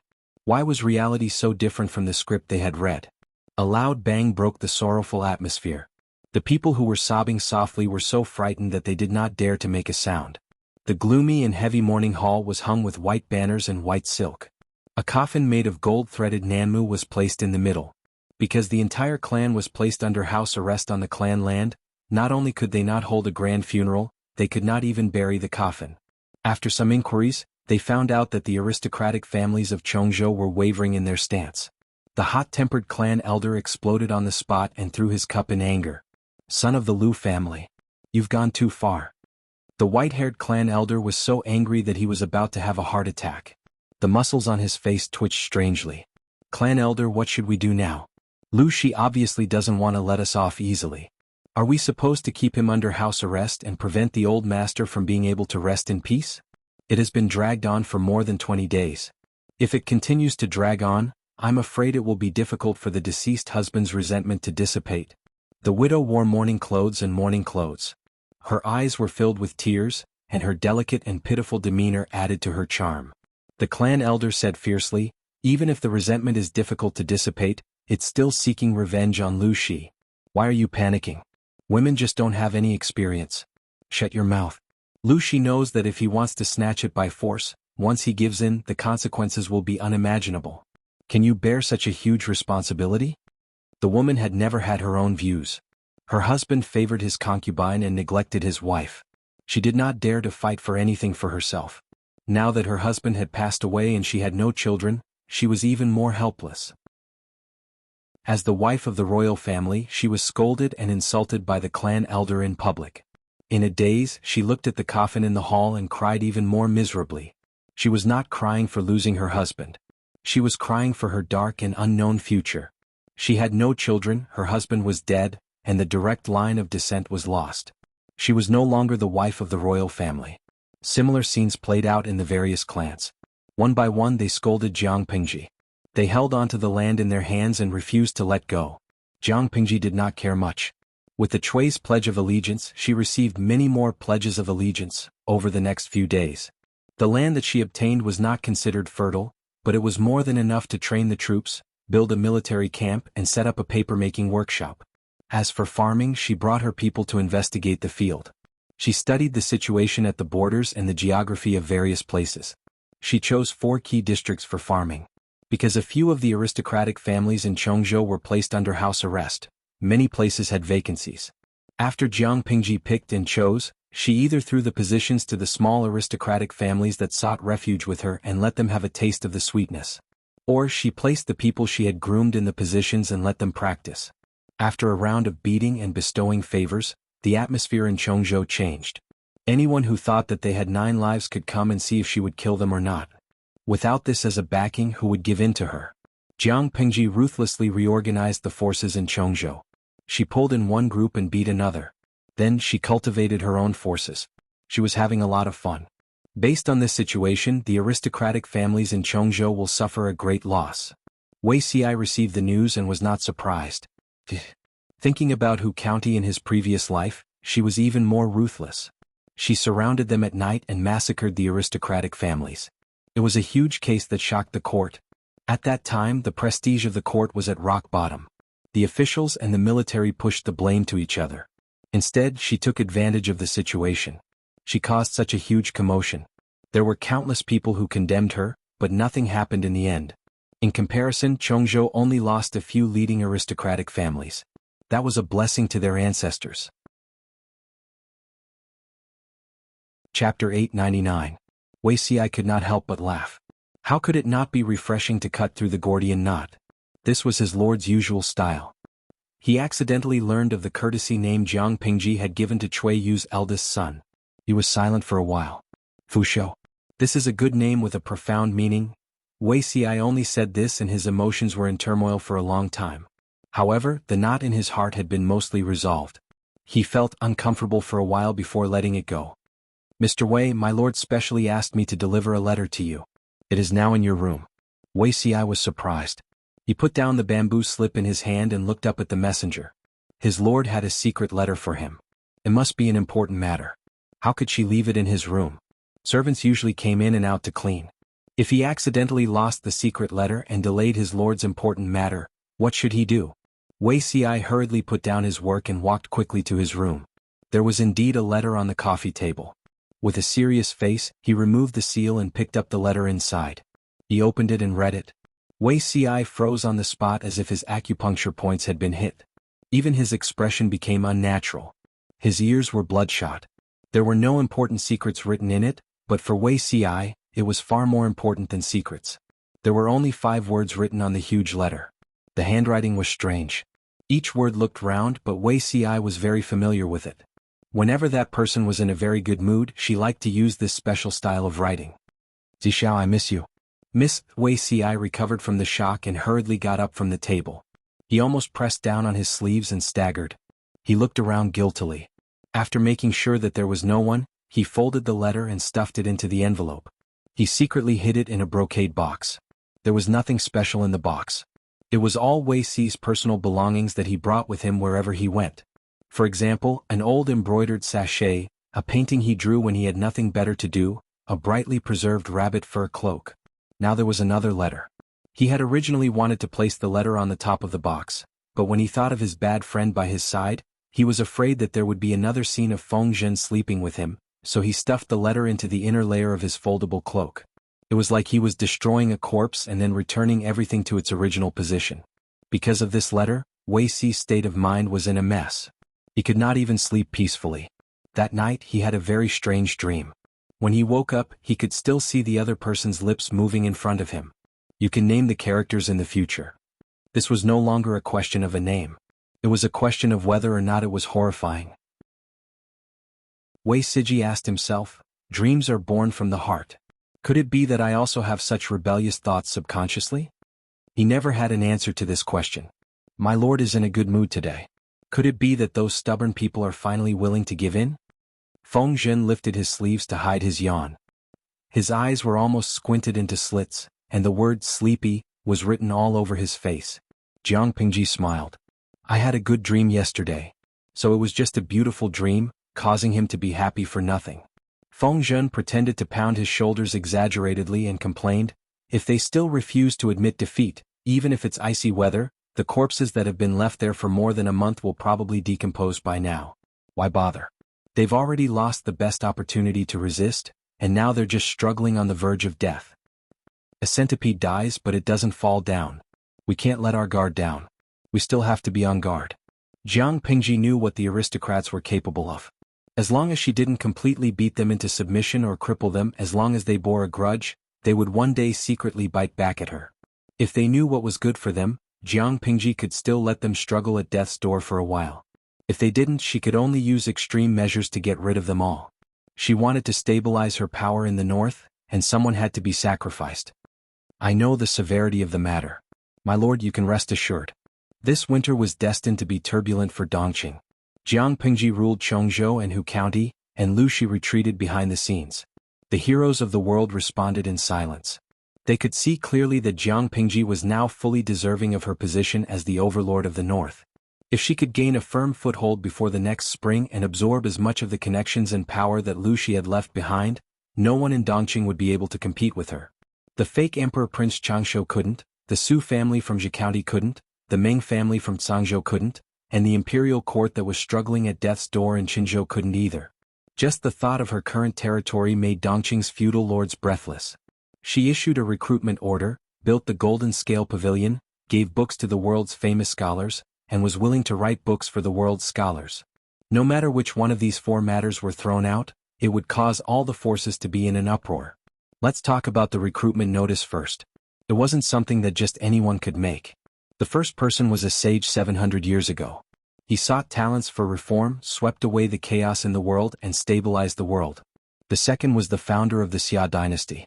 Under the advice of Prime Minister Huangfu, he built a platform to recruit talents. This was also one of the reasons why he could stand out in the chaos of the 16 kingdoms and unify China. If not for the recruitment order, the chaos of the 16 kingdoms could have continued for more than 100 years. Now, it was the turn of the daughter of the Lu family to follow the example of the sage. It was terrifying to think about it. Moreover, the construction of the Golden Scale Pavilion allowed the commoners to borrow books for free. This touched the nerves of many aristocrats and caused them to condemn them. However, even if they thought that the commoners were not qualified to read the books of the sages, they could not say it out loud. Therefore, they used the former Prime Minister Huangfu Xiu as a breakthrough point. He had been dead for hundreds of years. Because of Jiang Pingji, he was dragged out, verbally whipped, and killed by many aristocrats. Everyone said that Prime Minister Huangfu was a star of calamity. The chaos of the 16 kingdoms for more than 200 years was also caused by him. They cursed him for threatening the young lord, mobilizing troops without authorization, and even said that he established his own government and had the intention to rebel. If Xia Gaozong had not endured hardship and endured humiliation, how could he have killed the traitor? Looking through the history books, traitors ended up being dismembered and cooked. Lu Shi, who dared to imitate him in building the Golden Scale Pavilion, naturally would not have a good ending. After a round of scolding, those who did not know would think that Jiang Pingji dug up their ancestral graves. In conclusion, Jiang Pingji definitely had the intention to rebel. If she did not get rid of it now, she would definitely harm the people in the future. It would be too late by then. It was an impassioned declaration. It was a pity that there was only one group of people scolding. How could the people of the world not know why they were so enthusiastic in their scolding? As for gifting books to the world's famous scholars and being willing to write books for the people of the world, in the eyes of others, these two were no different from hype. Only a fool would believe it. Not long after, many people were slapped in the face. The world's famous teacher Yuan Jing personally went to Wanzhou. He and Qing Qing discussed the beginner's teaching materials. The leader of the Feng family in Shangyang, Feng Ren, gave tens of thousands of books to the unbuilt Golden Scale Pavilion. He also joined the development team of beginners teaching materials. Of these two people, one was the model of a famous scholar, and the other was the model of the aristocrats. They were both big shots. In ancient times, when information was backward, the effect of celebrities was unusually powerful. With Feng Ren and Yuan Jing, two living advertisements, would their diehard fans not buy it? Chapter 900. The late emperor passed away and the young emperor succeeded the throne. Dongqing valued filial piety. Naturally, they would not change the year right after they succeeded the throne. Therefore, the matter of changing the year name had been delayed from the beginning of the year to the first day of the new year. Therefore, the new year was also known as the first year of Qingzong. If it was a peaceful era, such a big event like changing the year would be a cause for celebration. However, it was different now. Dongqing was divided, the feudal lords were divided, and the reputation of the court was at rock bottom. To put it bluntly, the young emperor's edict could only be effective in the vicinity of Qinzhou. It was just a roll of yellow cloth anywhere else. As the lord, Jiang Pingji should receive the New Year's greetings from the officials in the state capital. However, the state capital of Wanzhou had not been built yet. There were still many things for her to deal with in Qinzhou and Hu County. The officials were so busy that they wanted the people to have a good new year. When the people under her rule reunited with their families, Jiang Pingji, Lu Shi, and Lu Zhao gathered for a simple dinner. Happy New Year! Jiang Pingji changed into a new set of clothes and accepted the New Year's gift from Lu Shi with a smile. Father, Happy New Year! Lu Zhao was still dressed like a rich young master. He was more particular about his clothes and accessories. Not to mention the material of his clothes, just the flower and bird fan in his hand was made of silk and the frame of the fan was made of sandalwood. It was exquisite like a work of art. Sister, Happy New Year!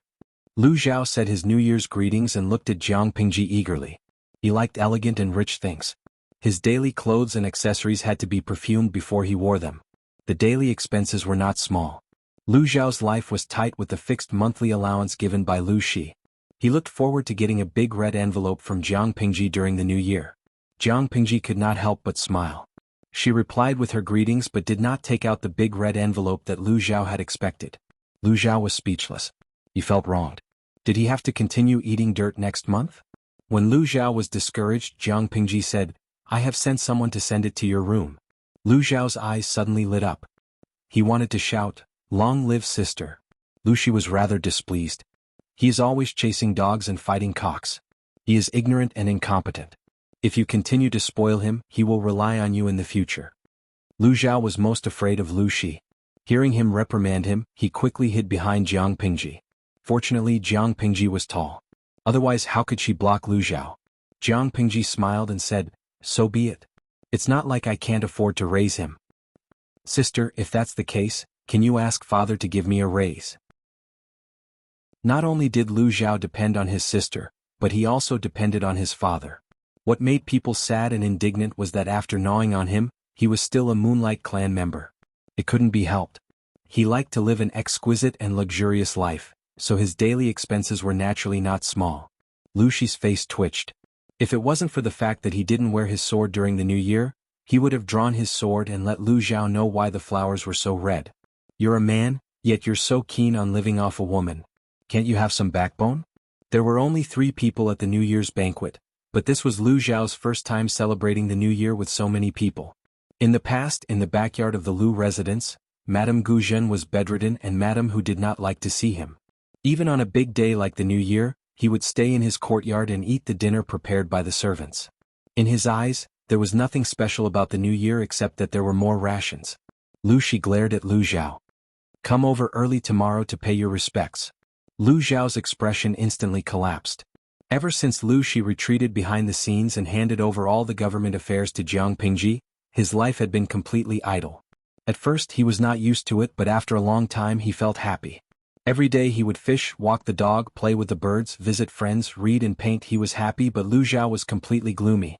Once the old man was idle, he always liked to find things for himself to do. Lu Zhao's life became more and more difficult. Every day he was asked to do his homework. Due to his authority, he obeyed for a while. After a long time he could not stand it anymore. He simply ran to Jiang Pingji's place to seek refuge. His biological sister was indeed his biological sister. Not only did she not protect him, but she also tied him up and sent him back to Lu Shi to receive education in love. Hearing Lu Shi ask him to pay his respects early tomorrow, Lu Zhao's scalp went numb. "Sister, save me." Lu Zhao lowered his voice and shook Jiang Pingji's sleeves. His eyes sent out a signal for help. Amidst the howls of the audience in the streaming room, "So cute, let auntie rub you," and "Streamer, you lack a sister-in-law," Jiang Pingji unceremoniously sold Lu Zhao out. She dodged sideways and heartlessly abandoned Lu Zhao, who had sent out the signal for help, leaving him to Lu Shi to deal with. On the 7th day of the new year, the market reopened. Xiangyang District was Jiang Pingji's original foundation. Under her painstaking management, it had been expanded again and again. Not only had the city walls been expanded, but the surrounding villages had also been included in the outer city and reorganized. Xiangyang District was now one of the most prosperous areas in the north. After the new year, the number of people on the streets increased sharply. Apart from the locals, there were also many figures of outsiders. These outsiders were all Dongqing students who came because of its reputation. Some were from aristocratic families while others were from poor families. In their usual impression, Xiangyang District should be a remote and backward small town. After experiencing the double suppression of the Tsingyi army and the Red Lotus Group, it should be desolate and cold. Beyond their expectations, ever since they entered Wanzhou, the scenery they saw made them suspicious. Suspicious of what? They were suspicious of what year it was now. It was clearly a chaotic time, but in Wanzhou, it was a scene of prosperity. There were wars everywhere in Dongqing, and there were constant conflicts between the feudal vassals. Outside Wanzhou, they could see refugees dressed in rags. Once they crossed the border, they could see well-proportioned fields and straw in the middle of the fields. Occasionally, they could see hard-working commoners and urchins. After entering the city, they couldn't believe their eyes. The streets were neatly planned, the eaves were arranged neatly, the houses on the left and right were exquisite and elegant. The vendors on the street were all in high spirits, their faces glowing. Not only were they in good spirits, but the clothes they wore were also very clean. There were few patches on them. Happy New Year. In the streets and alleys, joyous celebrations could be heard everywhere. Happy New Year. A little girl in a red coat stood by the side of the road. She raised her head and looked at the vendor who was carrying the goods in a daze. The vendor didn't hear her at first, but the little girl shouted again seriously. After a while, she gulped down a mouthful of saliva. The peddler finally noticed the little girl, and when he saw her delicate face, his expression became even gentler. Seeing that the little girl was staring at the honey hawthorn fruits he had made, he smiled and took one for her.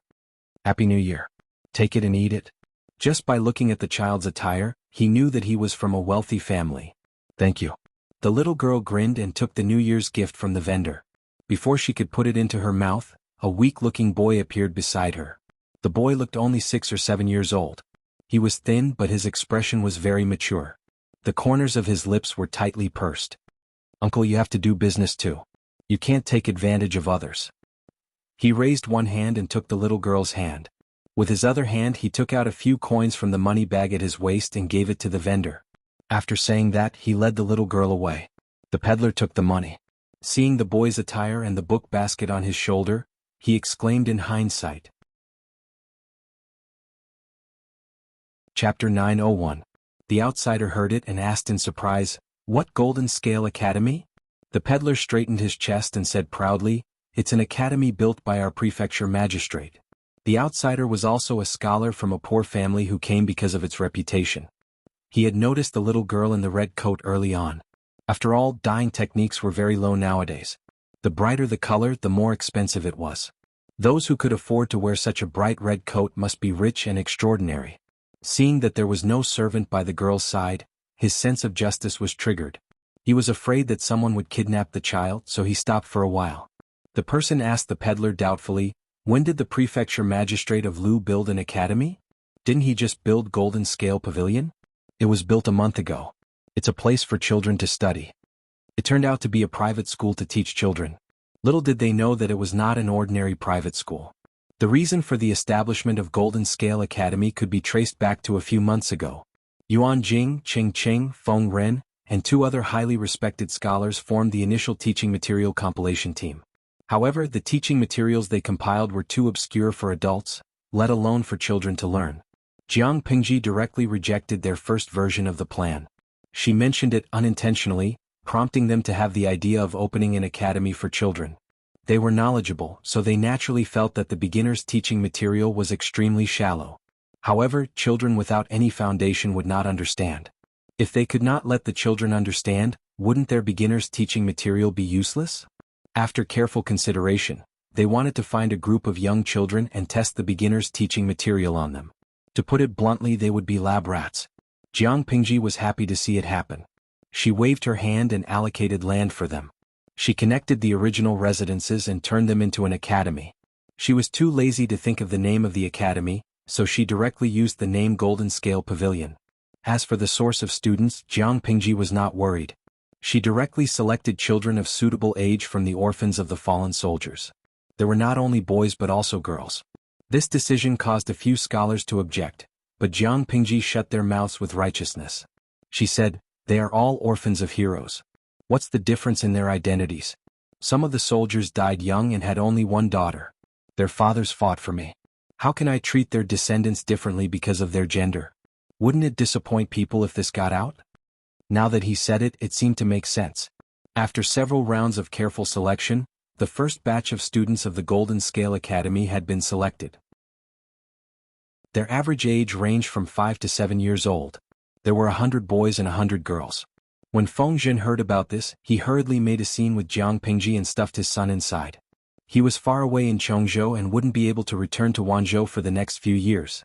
He couldn't keep letting his son study by himself, could he? If he had companions of the same age to study with him, perhaps it would make him more lively? Moreover, the first batch of lab rats. The first batch of students would definitely be taught by highly respected old scholars such as Yuan Jing. As it turned out, Feng Jin was right. The teacher really did have the mirror of the deep abyss.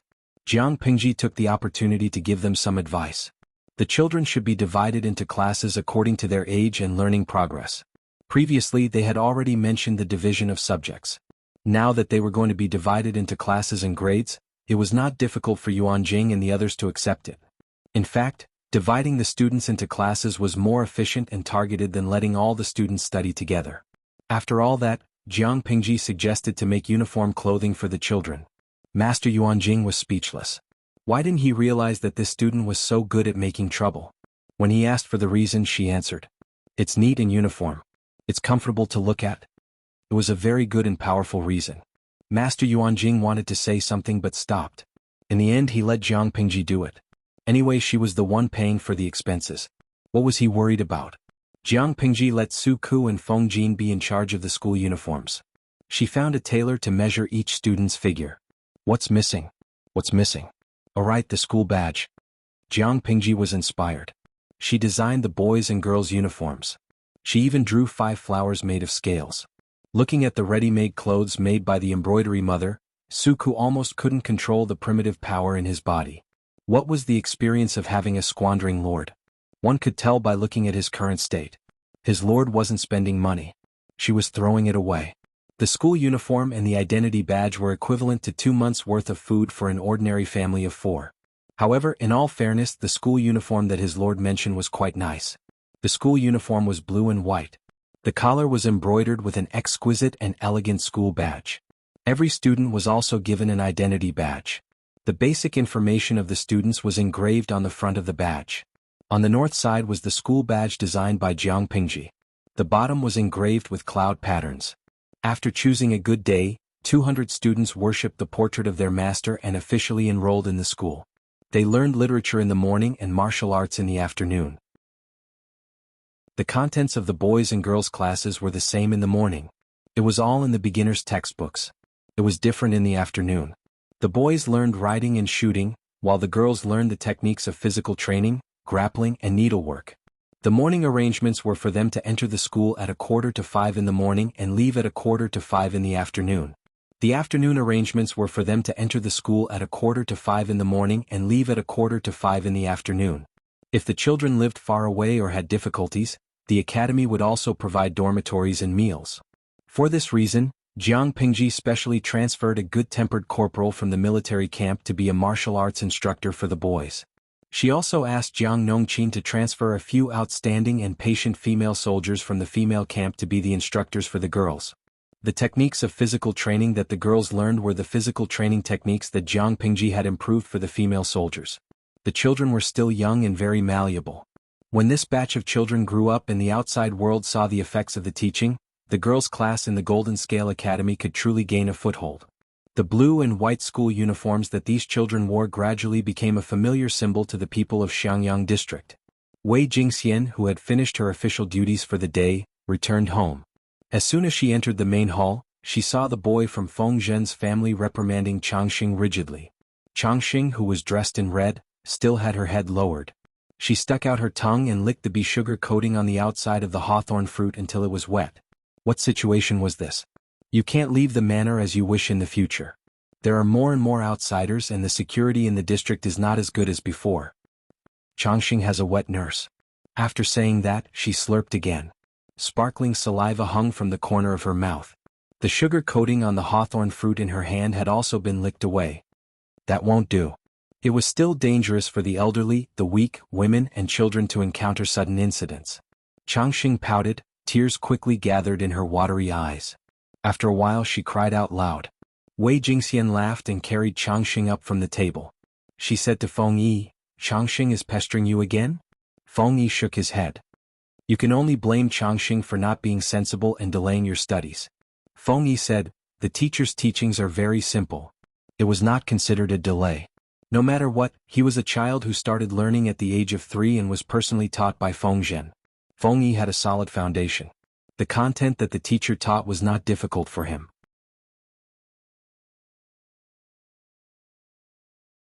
Chapter 902. More and more outsiders poured into Xiangyang district. The already bustling city became livelier. After the new year, the weather became brighter and warmer. At the ends of the streets, one could see travel-worn scholars everywhere. Similar discussions could be heard everywhere in the taverns, tea houses, and eateries. I heard that the Jinlin Pavilion will open tomorrow? That's what the notice outside the district headquarters said. I wonder what the interior of the Jinlin Pavilion looks like? Is it the same inside and out or is it just a facade? The magistrate of Liuzhou built Wanzhou so well. She wouldn't simply boast, would she? Let's go take a look when the pavilion opens tomorrow. Some people talked about the Jinlin Pavilion, some talked about the current situation in the world, and some talked about Jiang Pingji. She governed Wanzhou until it was prosperous and no one could blame her. However, the things she had done all these years were both praised and criticized by the outside world. There were only 2 points that were mentioned most often: supporting the poor and harboring disloyalty. Needless to say, among the civil and military officials under her, apart from Feng Jin, who else was from a respectable and noble family?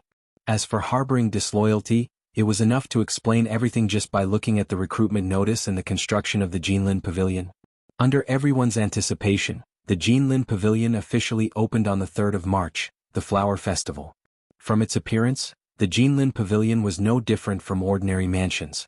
It inherited the consistent architectural style of Xiangyang district, simple and elegant. There were soldiers standing guard everywhere outside.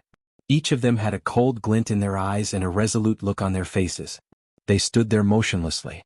Yuan Jing, Feng Ren, and Cheng Qing presided over the opening ceremony. After offering sacrifices to the gods, they personally pulled down the red silk covering the signboard. On the signboard there were 3 big characters: Golden Scale Pavilion. The 3 characters were vigorous and powerful, with a hint of nobility. The scholars waiting outside were blocked by the soldiers with their bodies. The whole place was silent. Countless pairs of eyes stared at the hands of Yuan Jing and the others. After the ceremony, the pavilion opens. Cheng Qing and the others wore high hats and wide belts. Their sleeves fluttered and their expressions were solemn. With a squeak, the door of the Jinlin Pavilion opened. At that moment, several rows of soldiers passed through the crowd and arranged for the scholars to enter in an orderly manner. "Why can he enter but I can't?" The soldier in charge of inspection said, "You can't enter today without a token." "Token? What token?" The scholar who was stopped frowned fiercely. It seemed that he would not give up until he made it clear. The soldier said, "A few days ago the district headquarters put up a notice. Anyone who wants to enter the Golden Scale Pavilion has to register and take an examination first. Only after passing can they get a token." Nowadays paper was still very expensive, and books were even more difficult to find. It was hard to guarantee that he wouldn't run into a book thief with bad character. Su Ku and the others slightly adjusted the threshold to enter the Golden Scale Pavilion. The assessment of literary talent was secondary. The most important thing was to take the opportunity to register the other party's information and put invisible shackles on them. You dare to cause trouble? Every wrong has its perpetrator, and every debt has its debtor. I can always find you by following the vines to the melon. When the scholar heard this, he became angry. An ordinary citizen dared to point fingers at him. Just as he was about to explode, the youth waiting behind him said, "You'd better go and register. It's the same if you come back tomorrow. Don't stand here and waste other people's time." After saying that, the young man walked in front of him and handed over his token. After verifying the authenticity of the name and token, the soldier readily let him in. The scholar from before hurriedly flung his sleeves and angrily went to the side to register. On the other side, the scholars who had already entered let out exclamations of surprise. When they realized that they had lost their composure, they looked at the other people around them who were also stunned. They instantly felt better. They couldn't be blamed for being inexperienced. The scene inside the Golden Scale Pavilion was really beyond their expectations. Although it was called the Golden Scale Pavilion, there were more than one building and one pavilion inside. Currently, only the main building of the Golden Scale Pavilion was open to the public, which was also the largest building in the Golden Scale Pavilion. Looking at the name on the signboard, the crowd felt strange. But when they read the meaning carefully, they could feel the heroic spirit that hit them in the face. It couldn't be more appropriate to give the main building of the Golden Scale Pavilion such a name. The main building was in the shape of a huge ring, and the area it occupied was actually larger than that of an ordinary 2-sectioned house. There were 4 large doors, 8 small doors, and 36 wooden windows with hollow patterns. When the door was opened, the interior was brightly lit. Rows of bookshelves surrounded the building in a ring. Many of the bookshelves were already filled with paper books. There was a sign on each bookshelf, which briefly described the type of books on the bookshelf. The interior of the building was ingenious. The bookshelves themselves were divided into private rooms of various sizes. In the private rooms there were mats for people to rest on. Apart from that, there was also a writing table and a set of brush and ink. What was even more amazing was the design of the dome on the second floor. It made full use of natural light.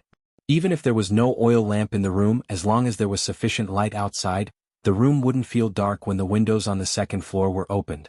This is... The scholars who were qualified to enter the Golden Scale Pavilion approached one after another. Some of them were even so excited that they forgot to speak. The Golden Scale Pavilion. The well-deserved Golden Scale Pavilion. The crowd calmed down. Someone was about to step forward to take a book from the bookshelf, but was unexpectedly stopped by someone. Before that person could speak, the person explained, "Although the books in the Golden Scale Pavilion are free to read, you can't touch them casually. If you want to read any book, just ask someone to bring it to you. If you want to borrow books and copy them, bring your token over there to register. We will provide brush and ink at a low price." The Golden Scale Pavilion had just opened. They didn't want anyone to maliciously destroy books or hide them. Therefore, they had to set up a strict system at the beginning. When the public got used to it, the Golden Scale Pavilion could appropriately relax the borrowing system. When the crowd heard this, they were a little unhappy at first. But considering the price of paper books, it was reasonable for the Golden Scale Pavilion to be stricter. "There are so many books here," the manager said with a smile. "There are still 90% of books that are still in the bookstore and haven't been put on the shelves." There are still 90%? The others were so shocked that they couldn't speak. "Of course. There are still 60% of the bookshelves on the first floor that are empty. The second floor is completely empty." The crowd was so shocked that they were numb. One after another, they borrowed the books that they liked and found a well-lit place to read quietly. Rather than reading, it was more like they were stroking the pages with their fingers, as if they were caressing the skin of their loved ones. The touch was too good. They were even more shocked than when Suku saw the bamboo paper for the first time. The first batch of people who entered the Golden Scale Pavilion consisted of about 100 people. Almost all of them were book lovers. They treated the thread-bound books in their hands as if they were their ancestors. Not to mention destroying them, they didn't even dare to use a little bit of force. Seeing this, the manager of the Golden Scale Pavilion heaved a sigh of relief. Not long after, someone made a request to make a copy. That person looked nervous. He was afraid that his request would be rejected.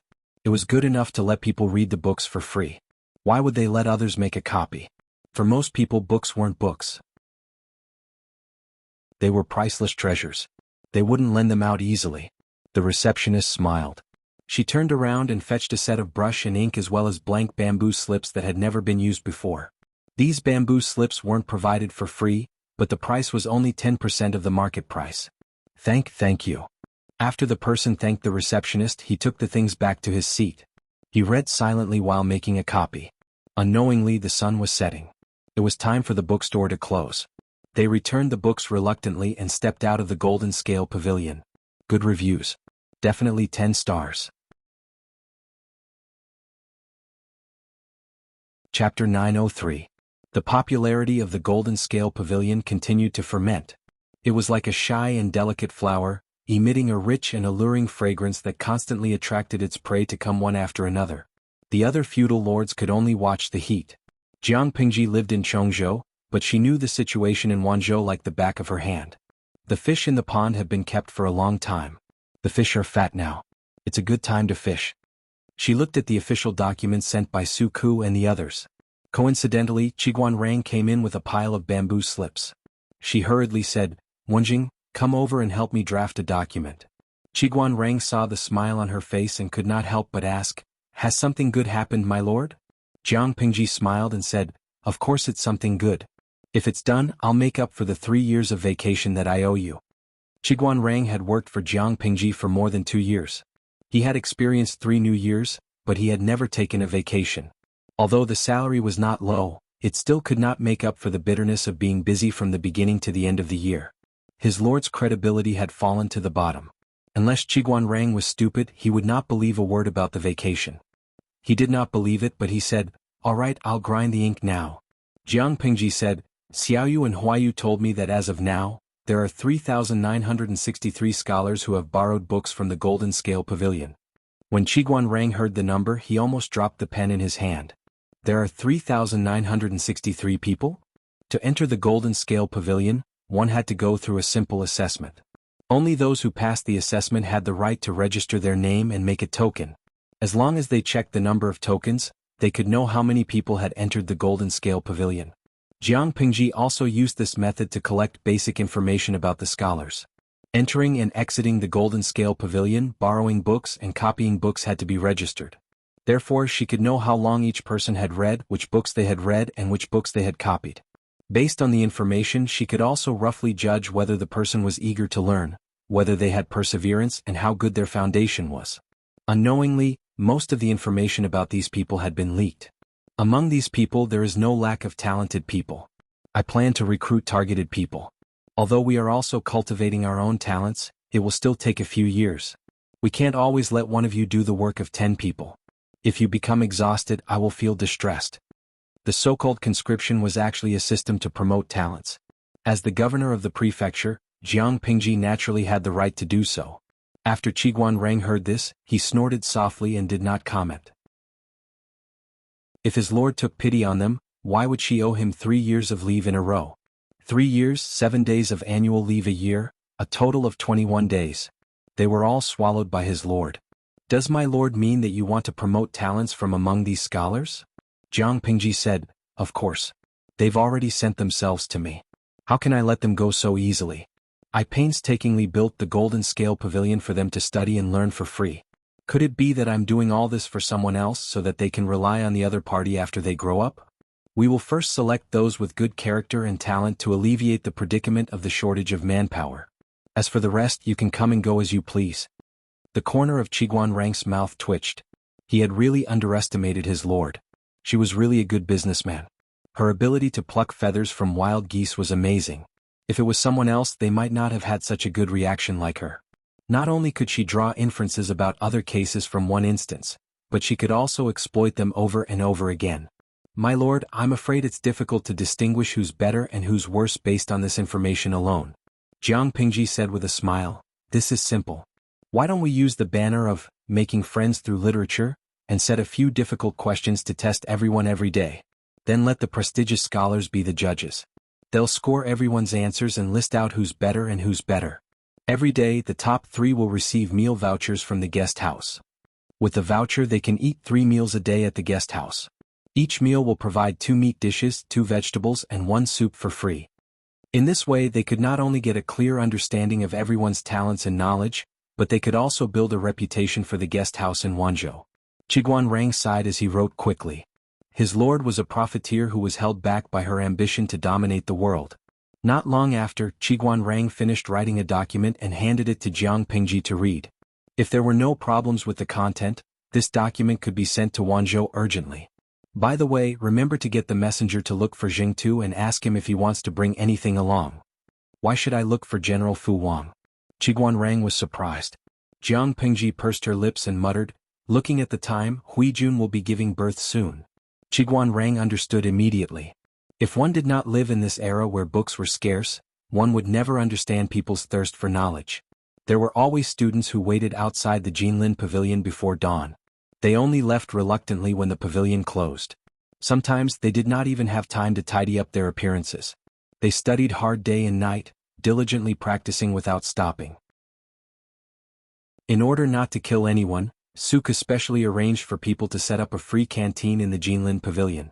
Everyone could receive a bowl of thick meat porridge with their identity token. They even opened up a few quiet courtyards for the scholars to take a break or discuss scriptures in their spare time. In just 3 months, the name of the Jinlin Pavilion in Wanzhou had spread throughout the whole of Dongqing. It even had the tendency to spread to other countries. On this day, the scholars stayed in the Jinlin Pavilion as usual. Some frowned in deep thought, some discussed with their friends in low voices, and some copied seriously. At this moment, a notice quietly appeared in the Jinlin Pavilion. What's this? A commoner dressed in linen felt his stomach was empty. He carefully got up from his seat and was about to receive a bowl of meat porridge to fill his stomach when he happened to see the notice board outside the door. He fixed his eyes on it and revealed some confusion on his face. Guest house? What is this place? It was obvious that it was something created by merchants. It was full of the stench of money. The passing scholars frowned unhappily. The commoner said, "This guest house is a restaurant established by the magistrate of Liuzhou. The profits of the restaurant are used to settle down the orphans of the soldiers." Hearing that it was a restaurant established by Jiang Pingji, the scholar's expression softened a little. If it was used in the right way, he could reluctantly tolerate merchants doing business in the Jinlin Pavilion. He also went forward to read the contents of the notice board carefully. He suddenly became interested. It was not that most of the scholars could not afford to eat. At the very least, the Jinlin Pavilion provided meat porridge for free. 1 bowl was enough to fill one's stomach. What they cared about was ranking and winning. If they answered well, they would gain the favor of the scholars and their social status would immediately rise to a higher level. Hearing the news, many interested scholars hurriedly brought their brushes, ink and bamboo slips over to copy the questions. It was only the first day, but there were as many as 100 people who participated in answering the questions. Chapter 904. Of course, the so-called guidance was not teaching them face-to-face, but adding a few comments on the bamboo slips they submitted. Even so, when the first 3 scholars saw the name of the reviewer on the bamboo slips, they were so excited that they could not speak. The reviewer was none other than the famous teacher, Master Yuan Jing. In layman's terms, not only did they get their idol's autograph, but they also got their idol's guidance. They were so happy that they almost fainted. One should not think that idol chasing only existed in modern times. The ancient people were just as enthusiastic about idol chasing. Throwing fruits into a cart was a small matter. There were even brainless fans who wrote poems to express their love for idol chasing every few days.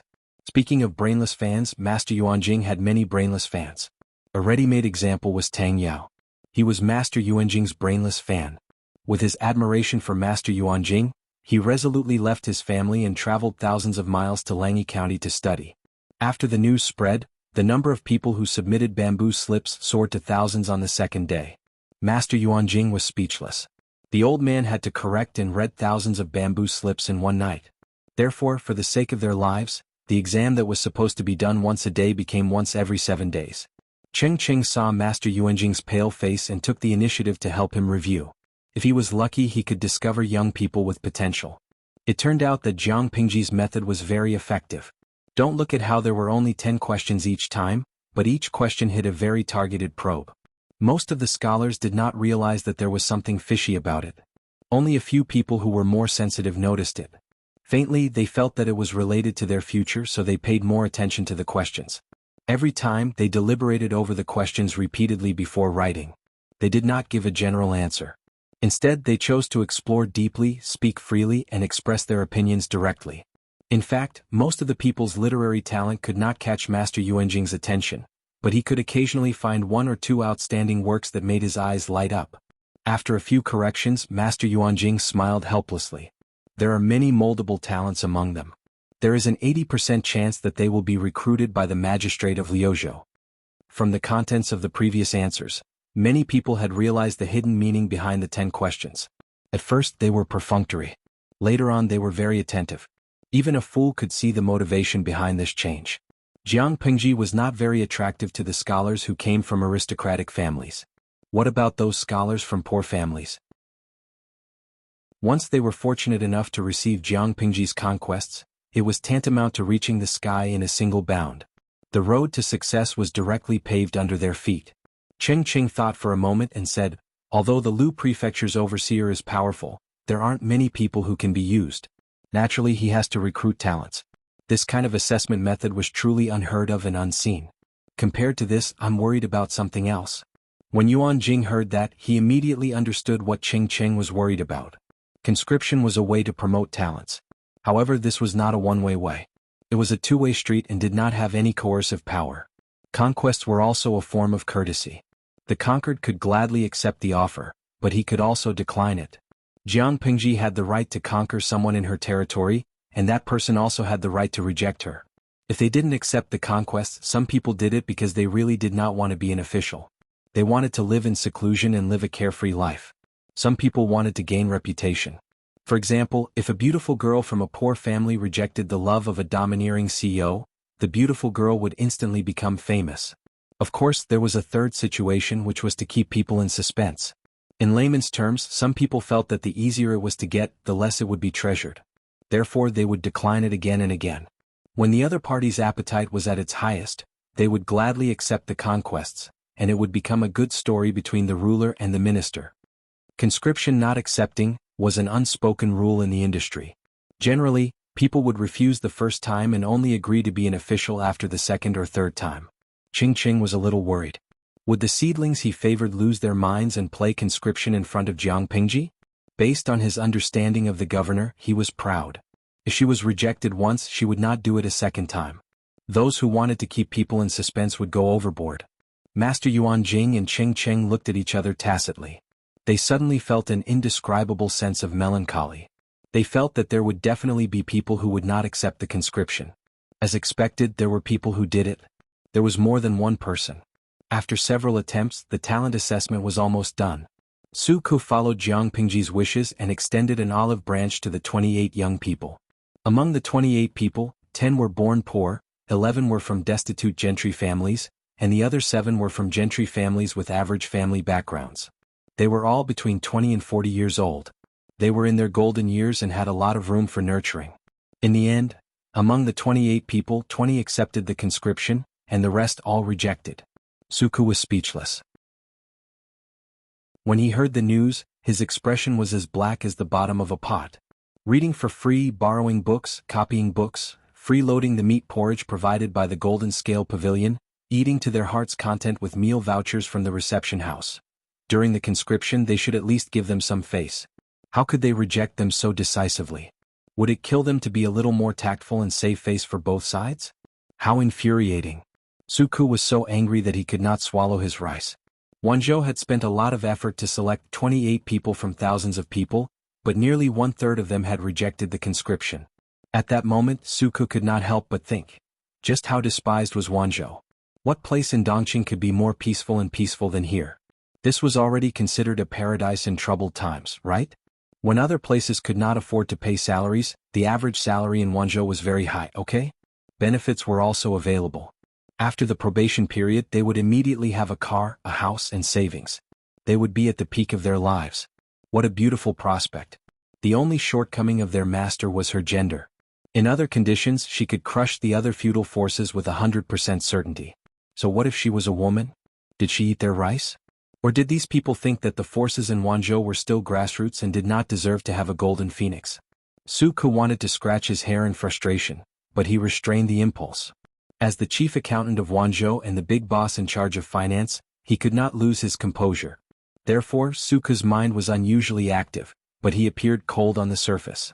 He stared at the document on the table as if he was staring at an enemy. It was not until Feng Jin entered that he saw him like this that he went forward to read the contents of the document. After reading it, his brows furrowed. These people really don't know what's good for them, Su Ku said through gritted teeth. Feng Jin smiled and said, Indeed. Since they didn't accept the conscription, then they should just choose someone else. There's no need to be angry. Su Ku's face was gloomy. He said, How can I not be angry? If word gets out now, won't my lord be laughed at? It was fine if 28 people were to be conscripted at once, but 8 people had rejected it. Wasn't this a slap in the face? Feng Jin said in surprise, What does this have to do with my lord being laughed at? Jin had also seen the answers of these people, and they were indeed quite talented. There's ambition in their words. I'm afraid the reason why they rejected the conscription is to build momentum and build a reputation for themselves. One more conscription will do. Su Ku suddenly understood, but then he said angrily, With my lord's temperament, how can she do a second conscription? Feng Jin said straightforwardly, Then ignore it. There are other candidates anyway. Chapter 905. There was only one chance. If he didn't grasp it, how could he blame others for not giving him a second chance? How could that be? Feng Jin smiled and comforted Su Ku, in case his colleague was angered to the point of causing trouble. It wasn't that Su Ku didn't understand this, but he was still a little indignant. After a while he said, No matter what, we still have to consult the Lord about this and see what she decides. Feng Jin said, Of course. Even though they understood Jiang Pingji's temper and knew that she wouldn't go for a second conscription, they couldn't make decisions for her. As expected, Jiang Pingji, who was far away in Chongzhou, received the news. She was so angry that she wanted to laugh. The conscription was rejected? Since they don't think highly of me, I won't force them. Wenjing, draft a document and tell Xiaoyu what to do. Everything will be done according to the rules. Although 20 people agreed, we still don't have enough manpower. Let him continue to filter. Qiguan Rang cupped his hands in acknowledgement. No matter what reason they had for rejecting the conscription, Jiang Pingji would grant them their wish. There was only one chance, and it was always given to those who were prepared. Who would stretch out their face to be slapped a second time after being slapped in the face once. She didn't want her dignity. In the words of the livestream viewers, one had to have the capital to be pretentious. If he wasn't Zhuge Liang, why would he bother with 3 visits to the thatched cottage? Shushenyali, streamer, don't be angry. Pat your head. Luoyu treading on flowers, it's their loss to lose the chance. Without these people, there are still millions of talents waiting for the streamer. Xiao Xiao, in modern times the streamer is like the CEO of a company. They are freshmen who applied for a job. The company has already decided to hire them, but the freshmen arrogantly rejected them. At this point, they still expect the company's CEO to personally invite them? Do they really think they're Zhuge Liang? Pia Yang, I realize that your focus is a little off. Isn't the focus on the streamer's method of promoting talents? The bullet screen was quickly drowned out by the sea of bullet screens. Qiguan Rang, who was at the side, stole a glance at Feng Zhen. He noticed that the latter was smiling with his eyes squinted, as if he was watching a good show from the sidelines. At noon, Qiguan Rang and Feng Zhen went out together. He lowered his voice and asked, Zisher, what were you laughing at just now? Feng Zhen held a bag of dried and pickled radishes in his hands. He ate them as he walked. He had stolen them from the Chongzhou guesthouse branch. It was salty with a hint of spiciness, and could be used as a snack to grind the teeth. Fortunately, Qiguan Rang wasn't Feng Jin. Otherwise, how could he stand the sight of Feng Zhen chewing on dried carrots as he walked? She would definitely reprimand him for his lack of manners. Feng Zhen laughed and said, If I don't laugh, am I supposed to go forward and advise my lord to be magnanimous? Of course not. Qiguan Rang furrowed his brows and said, Those 8 people. What a pity. It was an unspoken rule in the industry to refuse a conquest. As long as the person wasn't uninterested in fame or looked down on others, they would usually agree to a second conquest. Feng Zhen said, Don't you know the Lord's temperament? She was very clear in her heart, but she was unwilling to put down her pride and go on a second expedition. Without these 8 people, there would always be others to fill in. If the person who failed was a peerless genius who could conquer the world, he would have the resources to do so, but he was not. It's already good enough that my lord didn't curse him in her heart, let alone go on a second expedition. Qiguan Rang let out a long sigh. How could he not know this? I'm afraid that my lord will be criticized and scolded for being narrow-minded. Can you tolerate such words? What he was afraid of was taking advantage of the situation and directly using his lord's gender as an excuse, saying that a woman was a woman, short-sighted and narrow-minded. Other people could be magnanimous enough to go on a second expedition, but why was she so unreasonable when it came to her, putting on airs after being rejected once? She was so unforgiving and unworthy. Didn't she know that talented people were precious and needed to be accommodated? Feng Zhen laughed and said, Of course I can't tolerate it, but forcing my lord to bend over and do something she doesn't want to do is even more intolerable. Qiguan Rang glanced at Feng Zhen. From his words, it was as if he couldn't bear to see his lord suffer. He raised his hand and snatched the dried carrots from Feng Zhen's hand. Let's see what else this guy could eat. Feng Zhen cried out in sorrow, Let's talk things out. Don't steal my snacks. When the news reached Wanzhou, Su Ku and the others already knew what to do. The first batch of people who agreed to go on the expedition had long been thrown to their posts to hone themselves. He, Feng Jin, and the others still had to keep an eye on them at all times to prevent any mistakes. The few of them were still steady and honest, and now they were on the right track. With these people, Su Ku clearly felt his workload lighten. Finally, he didn't have to go home day and night. After receiving Jiang Pingji's reply, Su Ku immediately started on the second expedition. This time he focused on selecting talents in agriculture and water conservancy. Even when the second batch of names was out, the first batch of people who failed to go on the expedition were still anxiously waiting for news. After waiting for a long time, there was still no news. Finally, someone couldn't sit still. This person had used a lot of connections to find out the news. He felt as if he had been struck by lightning. My lord said that a melon that is forcefully picked won't be sweet. Since you have other plans, I wish you success in your career. The person was so angry that his face turned pale. He was ashamed, angry, and embarrassed. Finally, he snorted coldly and angrily flicked his sleeves. A woman is a woman after all. She is shallow and narrow-minded. What kind of future can someone who seeks revenge for the smallest grievance have? Even if we don't talk about being courteous, we should at least have tolerance and magnanimity. Now that I've seen her, she really isn't worth it to rely on. A real man has aspirations. How can he succumb to a woman whose eyelids are as small as beans? It's painful and pitiful. Out of the 8 people who failed to go on the expedition, only 2 chose to remain silent. The other 6 couldn't bear the injustice.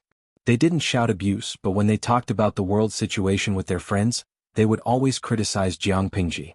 Once their friends spoke up for Jiang Pingji, they would always be refuted. This woman's eyes are as small as beans. If she didn't rely on the reputation of her father, Lu Shi, how could she have the foundation she has today? She's just a woman. Does she really think she can overturn the universe and reverse yin and yang? Don't be fooled by her limitless glory now. In fact, there are many hidden dangers. So what if she controls Chongzhou, Wanzhou, and Hu County? The northern borderline is eyeing her covetously in the north, and the fake emperor is preparing for war in the south. Let's wait and see how long this ignorant woman can be arrogant. Most of the literati cared about their reputation. Even if they didn't say anything, they wouldn't scold her for getting free food, drinks, and books. These people were particularly unconventional and stood out from the crowd. The establishment of the Jinling Pavilion in Wanzhou attracted many scholars to flock there. These people stimulated the domestic demand of the economy. Not only did they make Wanzhou's economy flourish, but they also made Wanzhou's literary style flourish. Many like-minded scholars gathered together. They either discussed poetry, gave advice on the country, or recited poems and paintings. The literary atmosphere was strong. The literary gathering was open to the public. Naturally, the words and deeds of these people spread to the ears of Su Ku and the others. Bastards, such despicable people, they're simply. Su Ku was so angry that he slammed the table. It was almost the end of the month. He had to handle more and more things. He slept less and was in a bad mood. Now that he heard slander, he almost exploded with anger. Qing Yuan passed by the door with a stack of bamboo slips in his arms. He heard the commotion inside and let out a long sigh. Su Ku's temper had always been good. Who had the ability to make him so irritable? Chapter 906.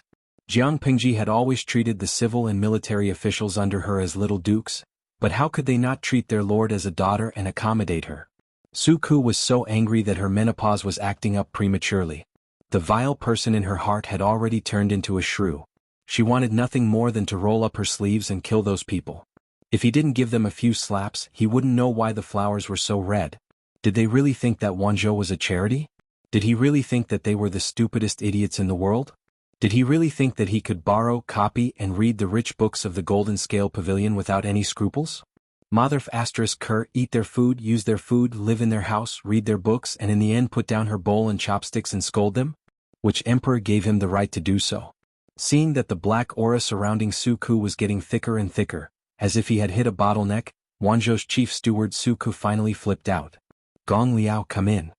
When Qing Yuan, who happened to pass by, heard this, his scalp went numb. He had an ominous premonition. Even though Su Ku had been in charge of internal affairs all these years and was practically rooted in Xiangyang district, rarely going out for official business, Qing Yuan did not dare to look down on him. Official Registrar Su, what can I do for you? Su Ku said with a gloomy face, there's something I want you to do. Ruining his mistress's reputation in Wanzhou was no longer just taking advantage of her.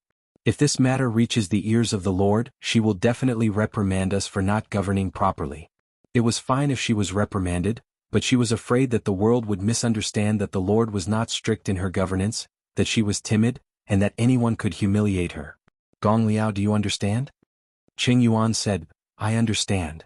In layman's terms, anyone who bullied their lord would be crushed to death. Su Ku's expression softened a little as he said to Qing Yuan, Gong Liao, come closer and talk. Qing Yuan obediently stepped forward and sat down beside Su Ku's desk. The two of them whispered to each other. When Qing Yuan heard this, his expression changed from solemnity to surprise, and finally to pity.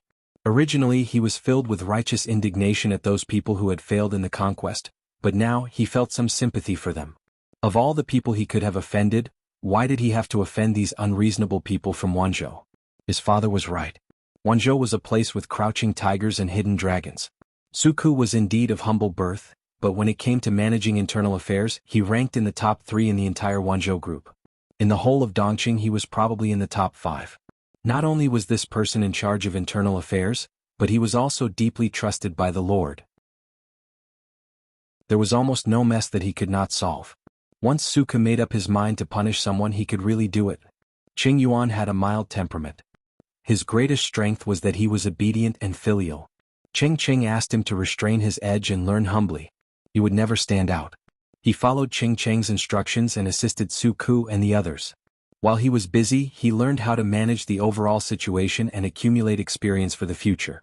My lord is ambitious, and her vision will definitely not be limited to one state or one county. When the shop was completely opened in the future, she would definitely send her trusted aides to various places. That would be a good opportunity for Qing Yuan to display his talents. In the end, Qing Yuan said worriedly, "Registrar Su, if we do this, I'm afraid the outside world will say something bad about the lord. For example, as the lord of a province, he didn't have the magnanimity to tolerate, and insisted on competing with a few scholars who said the wrong things. How shameful was that?" Suku sneered and said, "Do you think the common people have more mouths or those pedantic scholars have more mouths?" This time Qing Yuan did not speak. Suku said, "I remember that Zixiao had a very good saying." Qing Yuan asked curiously, "What did Master Zixiao say?" "Offend anyone but not a writer." At that time, Qing Yuan did not understand what it meant, but after a few days he understood. The scholars who failed in the conquest spouted nonsense and slandered Jiang Pingji everywhere. For several days in a row, there was no reaction from Wanzhou. The 6 of them were even more rampant, jumping up and down incessantly. The other 2 still wanted to save face, wishing that their presence could be reduced to 0. Brothers, what does this mean? It means that the magistrate of Wanzhou also knows that gossip is a fearful thing and has admitted defeat. Those people in Wanzhou are just actors from a grassroots troupe, inferior people who don't know Confucius and Mencius. I'm ashamed to be associated with them. A man is indomitable. Not to mention establishing a career, but he can't be subservient to a woman. If anyone were to accept the conquests, wouldn't they be admitting that they were inferior to an ignorant woman? It's really shameful and ridiculous for a man to lose all his courage. I'm afraid that even in the underworld, he'll still be slapped by his ancestors. They refused the conquests not to raise their value and reputation, but because they completely disdained it, understand? They disdained to work for a woman. The more they danced, the more cowardly Wanzhou appeared. Their uncharacteristic silence made many people laugh at them. However, they were soon unable to laugh. If Suku did not show his power, did they really think he was a housekeeper? The questions for this round are out. They're out? Let's go take a look. A test every 7 days had now become a routine, and it had faintly become one of the ways to select talents in Wanzhou. This way did not require family background, appearance, or virtue, only ability and talent. If they met the standards, even if they came from a humble background, they could still enter the eyes of the forces in Wanzhou. For many poor children who sought refuge with no families, this was a golden opportunity to leap over the dragon's gate. Every time the results were released, it would always attract a large number of scholars to come and watch. A group of people gathered in front of the notice board. Except for a few simple-minded people, the others saw the questions clearly and felt a chill in their hearts. Unlike the 10 questions announced in the past, there was only one question this time. Repaying enmity with kindness? How do you repay kindness? What kind of question is this? The saint has already given the answer, so of course it's repaying enmity with kindness. No one knew which simple-minded person spoke up, but everyone's expressions did not look too good. This answer had been stamped by the saint, so of course they knew, but when they thought about recent events, they felt that things were not looking good. How is this a test? It's clearly a declaration of war, someone couldn't help but mutter. What declaration of war? There were quite a lot of simple-minded people. They only cared about being top students and didn't hear the gossip of the outside world. Sigh. Wanzhou is clearly telling others that they want to repay enmity with kindness. Not to mention anything else, at least Wanzhou had built the Golden Scale Pavilion and provided tens of thousands of books for them to read for free. Was this not kindness? Many people received kindness but did not know how to be grateful and shamelessly made a false accusation. Was this not resentment? Therefore, Wanzhou could not be blamed for choosing to repay enmity directly, to get back at them. They could only blame the ungrateful ingrates for being too arrogant. Naturally, the 6 people had also seen the contents of the notice. Except for the 3 scholars from poor families who were anxious, the other 3 did not take it to heart. If Wanzhou really had the ability, they could have just sent people to arrest them. Why did they have to take such a roundabout route? Unfortunately, these people did not know that in another plane far away, there was an honest and upright official named Qin Shimi. Otherwise, they would not have such a stupid idea. Qin Shimi was a good and honest official. Because he had offended a screenwriter, he had become a peerless scumbag whose name would be passed down through the ages. Chapter 907. When it came to scumbags, they thought of Qin Shimi. They thought of how he abandoned his wife and son in order to curry favor with the rich and powerful. He could be said to be the representative of scumbags since ancient times.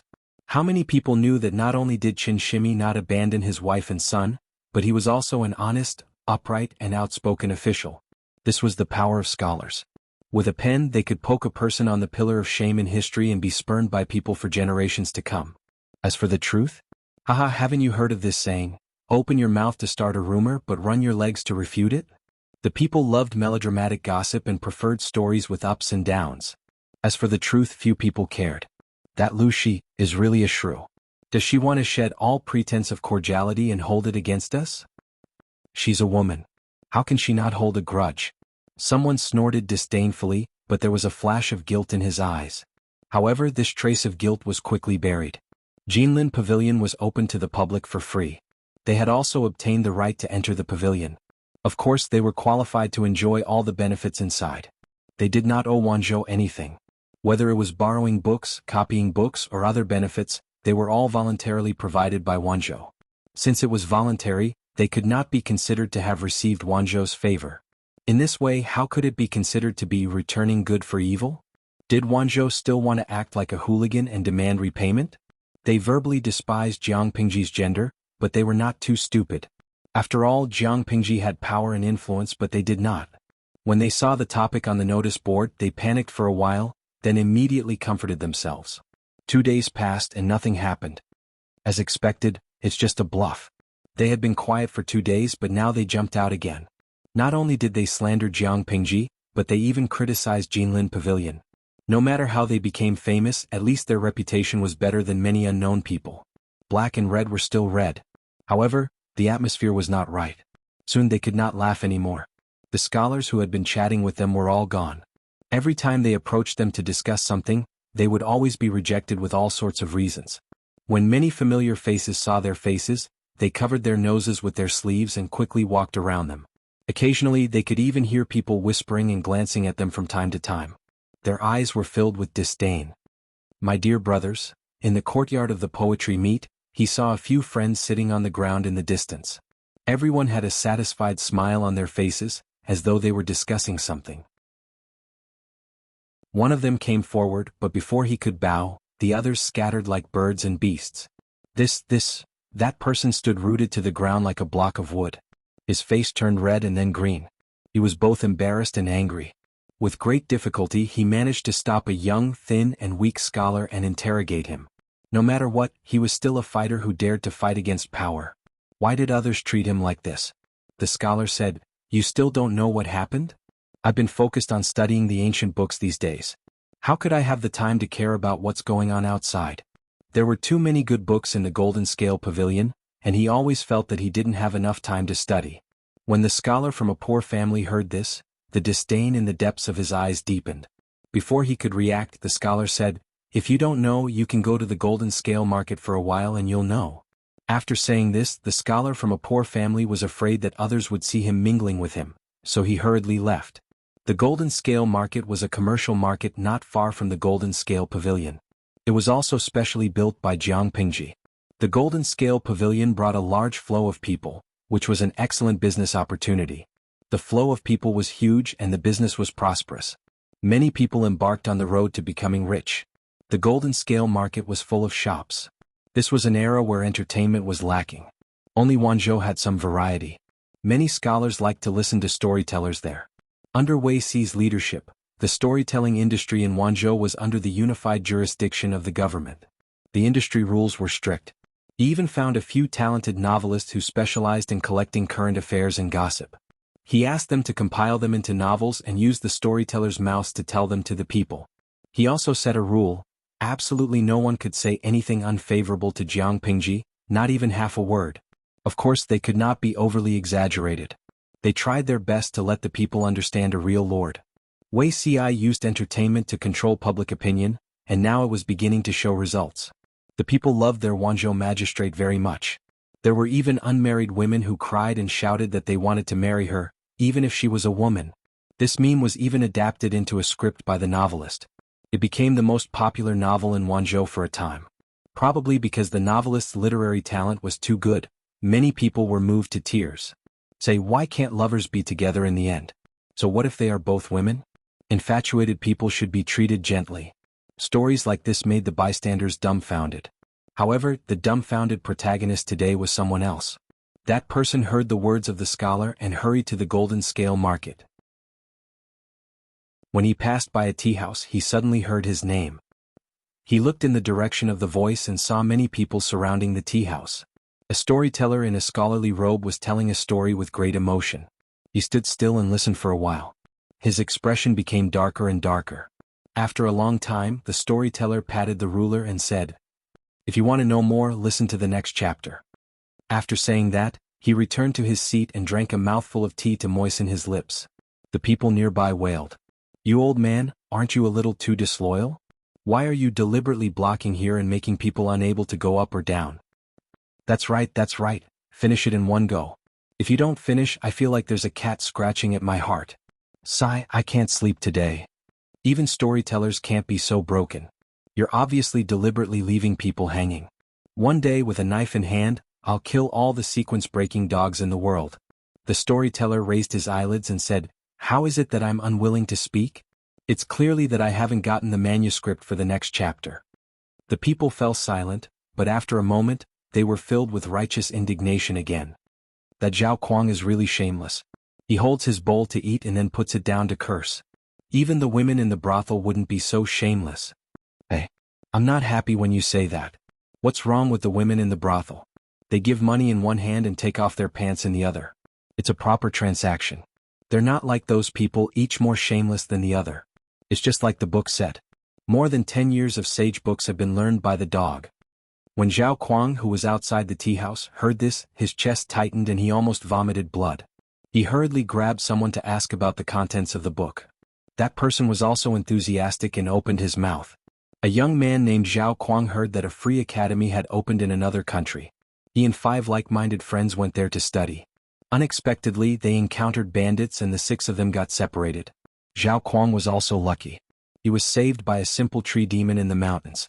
Zhao Kuang was surprised by the beauty of the tree demon. He used flowery words to trick the tree demon into liking him and coaxed the simple tree demon to follow him. Little did he know that Zhao Kuang already had a wife in his hometown. A few days later, Zhao Kuang continued on his journey with the money provided by the tree demon. When he arrived at the academy, Zhao Kuang squandered without restraint. He pretended to be a noble son of an aristocratic family and gained the favor of a great scholar surnamed Lu. The great scholar felt that Zhao Kuang's temperament wasn't firm. After testing him, he didn't intend to put him in an important position. Coincidentally, Zhao Kuang heard that the great scholar had countless books and went to borrow some from the great scholar. The great scholar borrowed them and Zhao Kuang benefited greatly from the books. Using this opportunity, he received help from a noble and was promoted all the way. After he became famous, the tree demon came to Zhao Kuang to repay his debt. However, Zhao Kuang said that the tree demon had bewitched him and burned him to death. When the great scholar heard this, he felt indignant for the tree demon.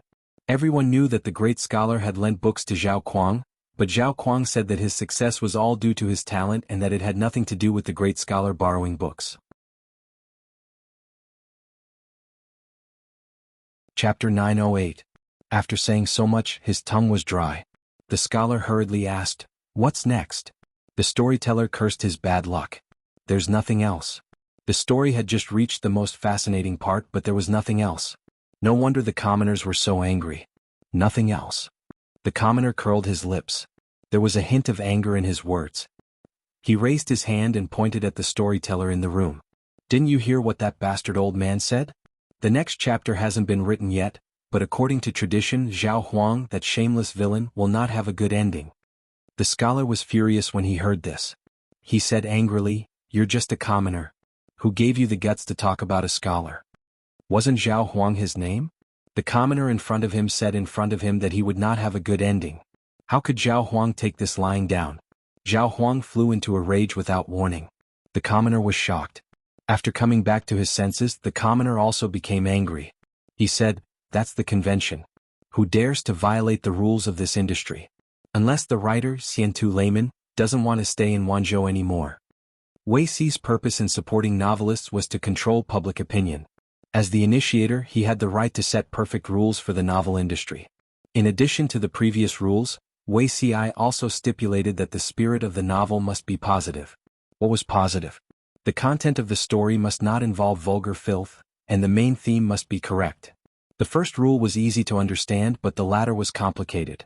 Whether it was the protagonist or the supporting role, once involved, there must be no happy ending, including but not limited to repaying kindness with enmity, abandoning one's wife and children, favoring one's concubine and killing one's wife, marrying another, not distinguishing between legitimate and concubine, being unkind to parents, being filial to children, being disrespectful to elders, and being heartless to children. According to the severity of the plot, the characters would suffer different degrees of setbacks. Zhao Huang in the story had already violated several rules. According to the rules of the industry, Zhao Huang's ending would not be good. The commoners kept up with the updates for several days. Their dislike of Zhao Huang had reached its peak. As the plot developed, the tree demon and great scholar Lu were also in danger because of Zhao Huang's framing. They were having a good time listening to the novel. Next, the wicked would get fancy retribution, but there was nothing below. The real-life version of Zhao Huang was furious. What the hell was Xiantu Layman? How dare he use his name to write such a lowly novel? It would have been fine if it was a coincidence that they shared the same name, but it was not. In the story, Zhao Kuang clearly had a family, but he still lied and said that he was not married, tricking the pure and innocent tree demon into giving him his heart. In reality, Zhao Kuang also had a family. When he heard that Wanzhou had the golden scale pavilion, he yearned for it very much. He left his old parents in the care of a child bride who was already married. Along the way, he used his talent to deceive an ignorant village girl, and after a one-night stand he ran away with her money. In the story, Zhao Huang was born into a family of bricklayers. He used his parents' hard-earned money to disguise himself as a second-generation rich kid, ignoring his crippled father and blind mother. In reality, Zhao Huang was born into a wealthy family in the countryside. His parents sold 6 of his sisters to support his education, and he pretended to be the son of a rich man in front of his friends. In the story, Zhao Kuang borrowed the great scholar's book to have the opportunity to further his studies, but in the end he made a false accusation and wanted to kill the great scholar. In reality, Zhao Kuang enjoyed the benefits of the Golden Scale Pavilion. After failing to conquer it, he slandered and insulted the governor of Lu Province, trying to make a name for himself by stepping on him. With so many similarities, how could Zhao Kuang not care? How was this a story? It was obviously a deliberate allusion to him, and even the name was copied. The common people did not know, but how could the scholars who spent their days in the Golden Scale Pavilion not know? No wonder these few days some scholars who got along with him avoided him. The crux of the problem was actually this. The common people were inexplicably bombarded by Zhao Kuang. Before he could get angry, Zhao Kuang had already flung his sleeves and left. Since the governor of Lu Province used such a method to deal with him, don't blame him for being heartless. Jiang Pingji was really wronged. She was so busy, how could she have the time to care about 1 or 2 small shrimps? Zhao Kuang shamelessly stayed in the Golden Scale Pavilion. In his opinion, being ostracized and treated coldly by a few scholars was nothing.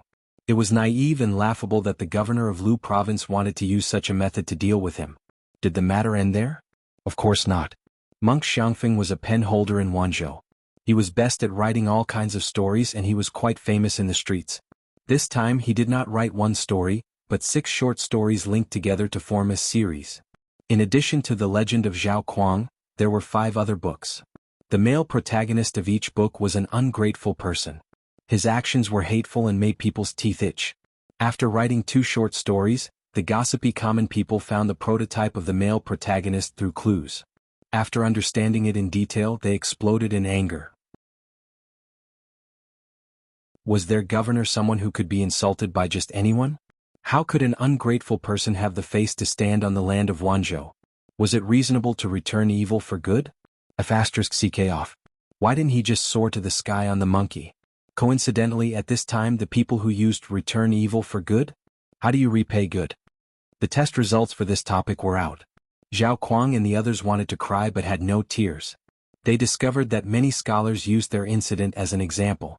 Their words were harsh and merciless. The situation continued to worsen. The landlord of the folk house. A small temple cannot accommodate a great Buddha. I don't want the rent for 10 days. Let's go, let's go. The waiter of the tea house. We are all serious businessmen. We only do business as human beings, not animals. Don't block the way. The manager of the restaurant, "I'm sorry, sir. There's a sign in front of the door. Our land is barren and unruly, full of wicked people." Two strong men with thick arms and wooden mallets stood at the door. Two pairs of tiger eyes stared at them fiercely, like wild beasts looking for food. Not to mention the tea house, the wine shop, the street vendors, even the brothel which welcomed everyone did not entertain them. One of them was particularly unlucky. One night, he went to the brothel to seek pleasure. The next day he woke up to find that his buttocks were in pain. There were even streaks of blood hanging from them.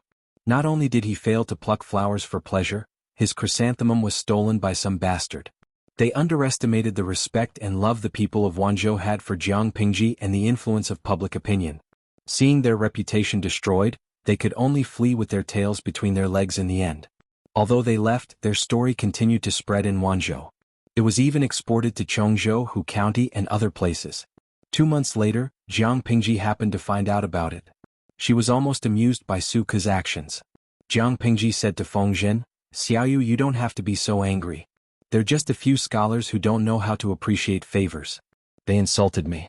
Just chase them out of the Jinling Pavilion and blacklist them forever. Why do you have to go through all this trouble?"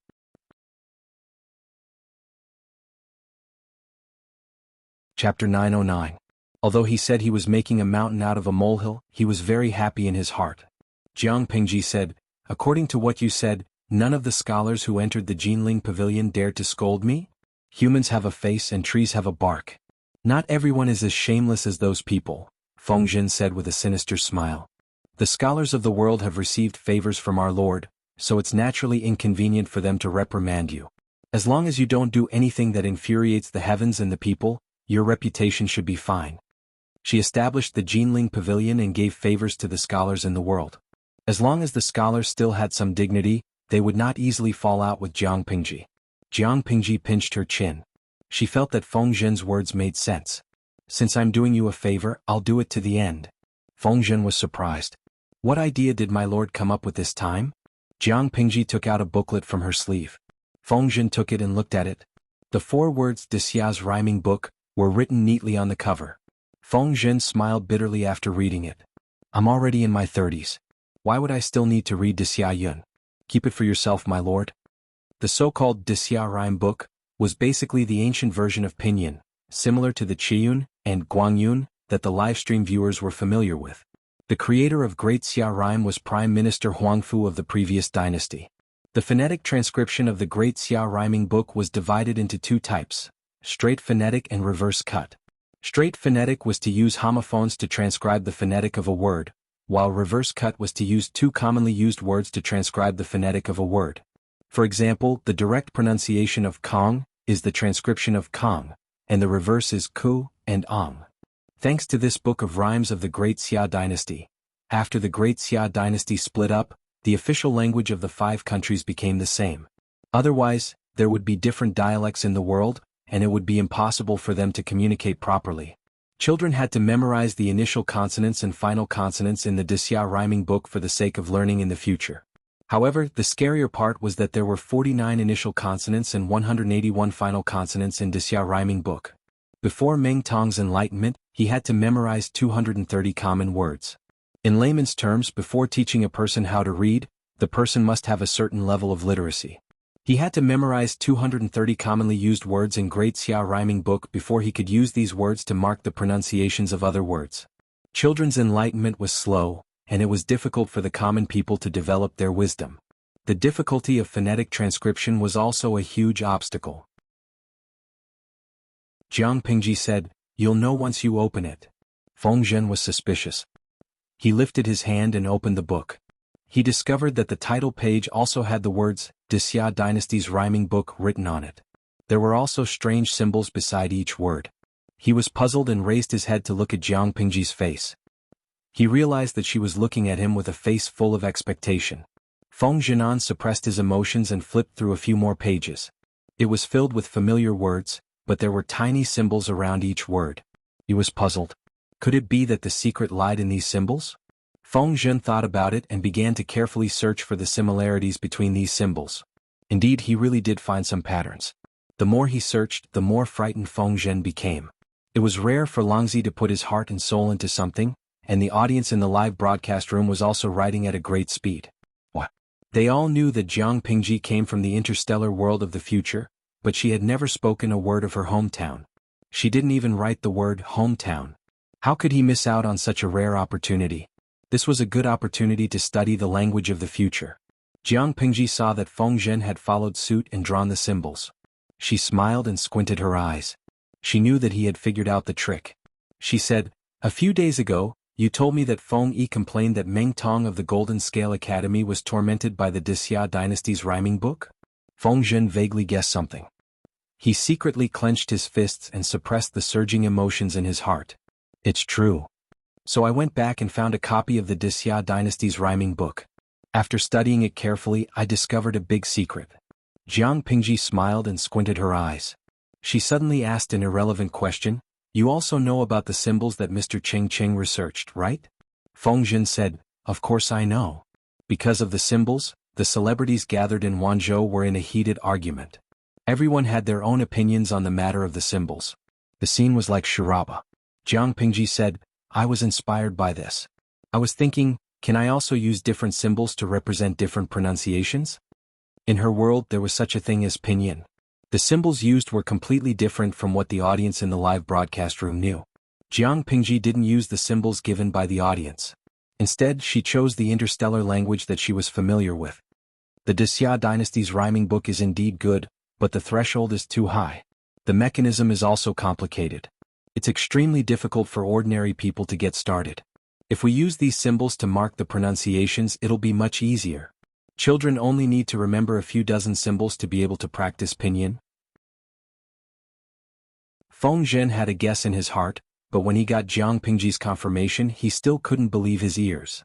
The obviously complicated Wuxia dynasty's rhyming book could be simplified to this extent? Really, any word can be spelled out? Won't you know if you try? Feng Zhen didn't believe it. He randomly took out 2 books, picked a few dozen words and compared them with the symbols he'd sorted out.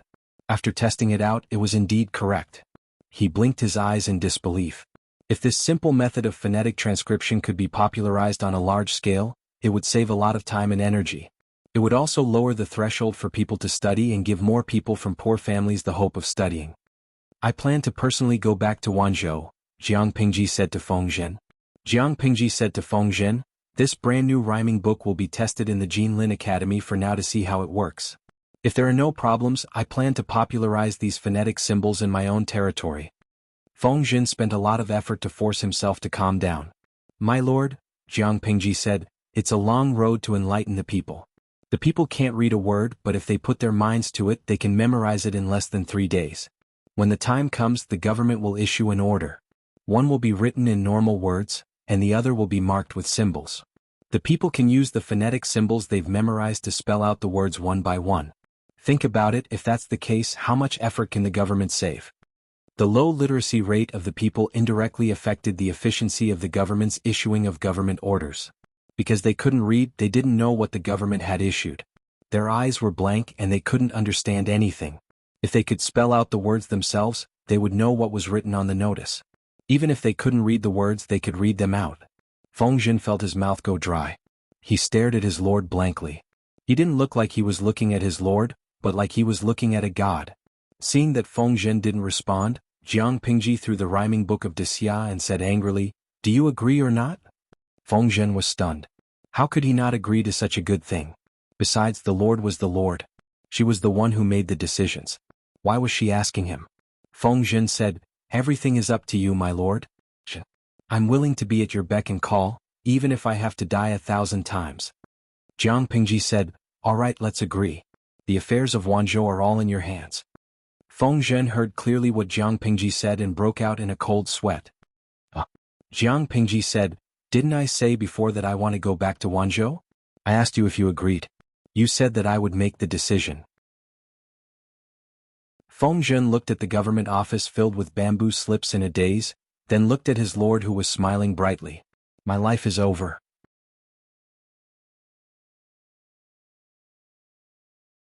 Chapter 9-10. Feng Zisher, that's your lord, not your daughter. Don't be coaxed by her sweet words and forget everything, okay?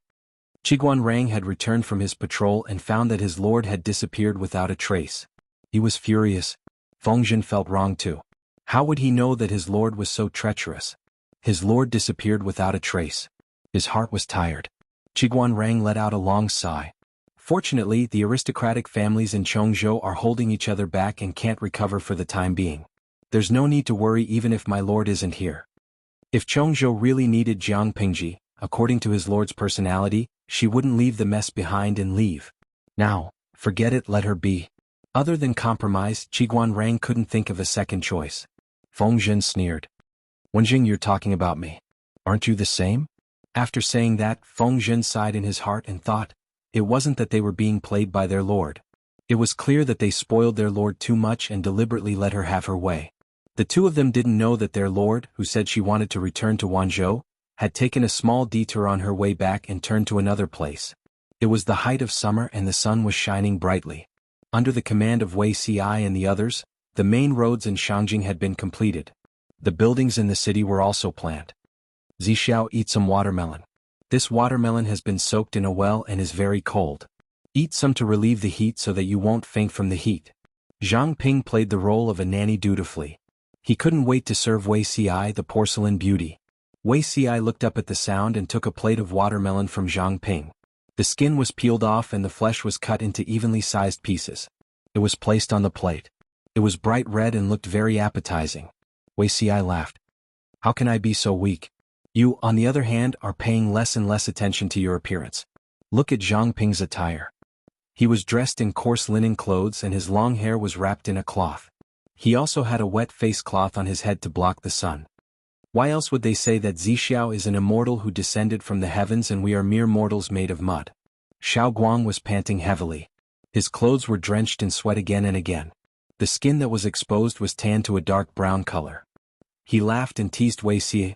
Zixiao, look at Shiheng and then look at Guang, one is darker than the other. On the other hand, your skin is still as white as snow. I am very jealous when I see it. Xiao Guang had only joined Wanzhou later, but he, Wei Ci and Zhang Ping had lived and eaten together at the construction site in Shangjing for a year, so they naturally had a deep bond. Wei Ci smiled. His skin glowed faintly under the sunlight. He was as pure as a celestial being. What's there to be jealous of? In Xi's opinion, he's at a great disadvantage. Wei Ci joked, I spend a lot of time under the scorching sun every day but my skin never gets tanned. Those who don't know what's going on might think that I'm slacking off and trying to fish in troubled waters. Wei Ci and Xiao Guang were chatting and laughing when the messenger rushed over in a hurry. Wei Ci furrowed his brows. What happened? The messenger replied, reporting to the three sirs, the Lord is outside the camp. What? The three of them widened their eyes in astonishment. Wei Ci, who had not sweated before, could not help but break out in fine hot sweat on his forehead. Quickly go and welcome the Lord. Jiang Pingji's arrival was too sudden. The three of them had not received any news at all. After a flurry of activity, Wei Ci and the others finally saw Jiang Pingji. They bowed respectfully. Greetings, my lord. No need to be so polite. I was just about to rush back to Wanzhou from Chongzhou, so I stopped by to see you. Jiang Pingji dismounted from the horse and took off the bamboo hat on her head to block the sun. She stood in front of the three of them and let out a long sigh. Zixiao has tanned. Shiheng and Chongming have also lost a lot of weight. Zhang Ping and Xiao Guang were speechless. It's not hard at all. It's my duty to share the Lord's worries and burdens. The three of them bowed again, but they could not help but complain in their hearts. They said that Wei Ci had tanned. Are you sure there's nothing wrong with his eyes, my lord? Jiang Pingji had rushed back to Wanzhou for important matters. She made a small detour to Shangjing, so she did not stay for long. The night was cool. Jiang Pingji went to Wei Ci's door and knocked lightly. My lord? Wei Ci was dressed in pajamas and had a light cloak draped over his shoulders. What brings you here so late at night? Jiang Pingji entered in a flash and said with a smile, Zixiao, did you receive the letter I sent you? Wei Ci's hand trembled and his heart skipped a beat. He had the urge to break into a run and run out of the house. I received it. His heart was flustered and his mind was in a mess. His cheeks were flushed. It's good that you received it. Jiang Pingji sat down as if there was no one else around. She smiled and asked him, Zixiao, do you have anything to say to me? It was dark in the house. Wei Ci could barely see the outline of a ball. He did not say a word and prepared to light the lamp. Zixiao, come here. There's no need to light the lamp. Wei Si could only retract his foot that had taken half a step and turned to sit near her. As soon as he sat down, his right hand was held by a warm and slender hand. The heat seemed to rush through his skin straight to his heart. Zixiao, I missed you. Jiang Pingji repeated the contents of the previous letter and asked again. Don't you have anything to say to me? It was too dark in the house. Wei Si struggled to open his eyes wide as if he wanted to see her expression clearly. After a while, his lips moved and he spat out a few words.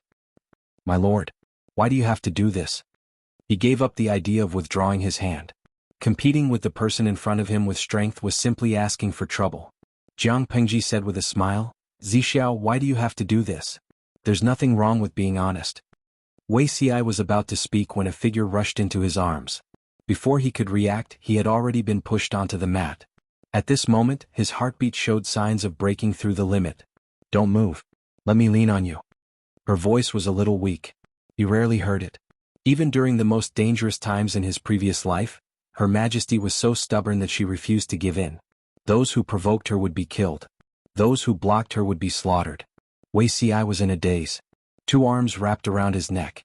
He was so scared that he did not dare to move. How did this look like weakness? Suddenly, words popped up in his mind, showing weakness to the enemy. After a while, Wei Si listened to the person on top of him speak. I have a frog that I really like. Unfortunately, I can't bear to put a lid on it.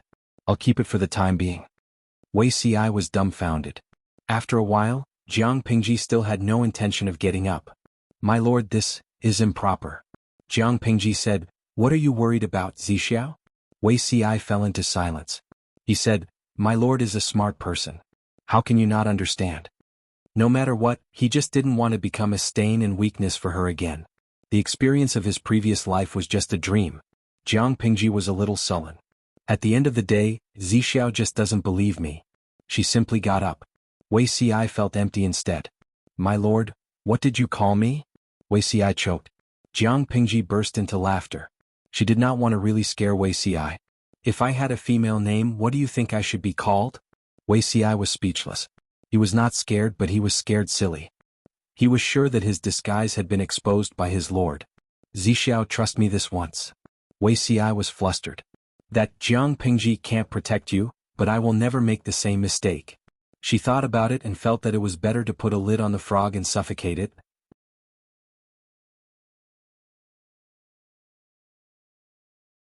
Chapter 9:11.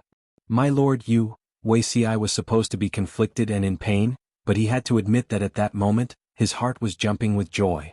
Do you believe me? Jiang Pingji raised her hand to pinch his chin, straightened his face and looked him in the eye. Wei Si laughed bitterly and said, My lord, you still don't understand. Other than you, there is no one else in the world who can make me believe so. Jiang Pingji was startled. It was her turn to jump with joy. However, Wei Si was an ostrich. How could he let her be happy? He immediately added, Because of this, can I ask you for a favor? Jiang Pingji said without thinking, I refuse. Wei Si was forced into a corner by her. My lord, why don't you listen to what it is? When it comes out of your mouth, pleasant words can make me jump for joy, and unpleasant words can make me feel annoyed and depressed. It's a 50-50 ratio. You said something that made me jump with joy just now, and the next sentence will definitely not be good. Rather than listening to it, it's better not to listen. Wei Si was convinced. When was Her Majesty so willful in her previous life? Wei Si said, I have to say it even if you don't want to listen. My lord, do you know what I want? Jiang Pingji said, Your mind is too sensitive and deep. I dare not guarantee that I know everything, but I am sure that I can give you what you want. Wei Si's face was bitter. He said, I want the world to be peaceful. You can indeed give it to me. In the depths of his heart there was a small voice saying, But why did he want the person in front of him? This was probably the most daring idea Wei Si had ever had in his life. As long as he still had a trace of rationality, he would not let this terrible idea have a chance to see the light of day again. Jiang Pingji asked with a smile, The world to be peaceful and the people to live and work in peace? This has always been what you want to achieve, and it is what I hope to achieve. However, other than these, do you have no other selfish motives? For example, do you want the person in front of you? Who cares? I'll cook this frog and eat it first. Jump all you want. If you have the guts, try jumping again. After hearing this, Wei Si felt as if he had been struck by lightning. His whole body stiffened and he did not dare to move. It wasn't just that the other party had exposed his most obscure and filthy thoughts, but also, Wuxia realized that something was wrong and subconsciously held Jiang Pingji's right hand with both of his hands. This person was supporting himself with his left hand while his right hand reached for the belt around his waist. Unexpectedly, the other party didn't use much strength, and he easily stopped her. Wuxia spoke abruptly. Not now. As soon as he said it, he regretted it and wanted to bite off his tongue. A direct rejection was better than these 5 words. Not now. When would that be? He could have rejected her decisively, but now he was left with a blank space that made one's imagination roam. After hearing that, Jiang Pingji's mood suddenly improved. She smiled and leaned close to Wei Xi's neck to whisper. Forget it. It's rare for Zixiao to take the initiative, so I'm satisfied. She grabbed his left hand with her right hand and lay down beside him. Wei Xi swallowed nervously. His Adam's apple squirmed a few times. He tried to struggle a little, but the other party refused to let go of his hand. Master, you can't sleep here. If others were to find out, even if the 2 of them were innocent, they would not be able to extricate themselves. Those who are innocent will be innocent. Those who are impure will be impure. I'm not afraid. What are you afraid of? Jiang Pingji opened her eyes and said inexplicably, I'll wait for you for another 10 years at most.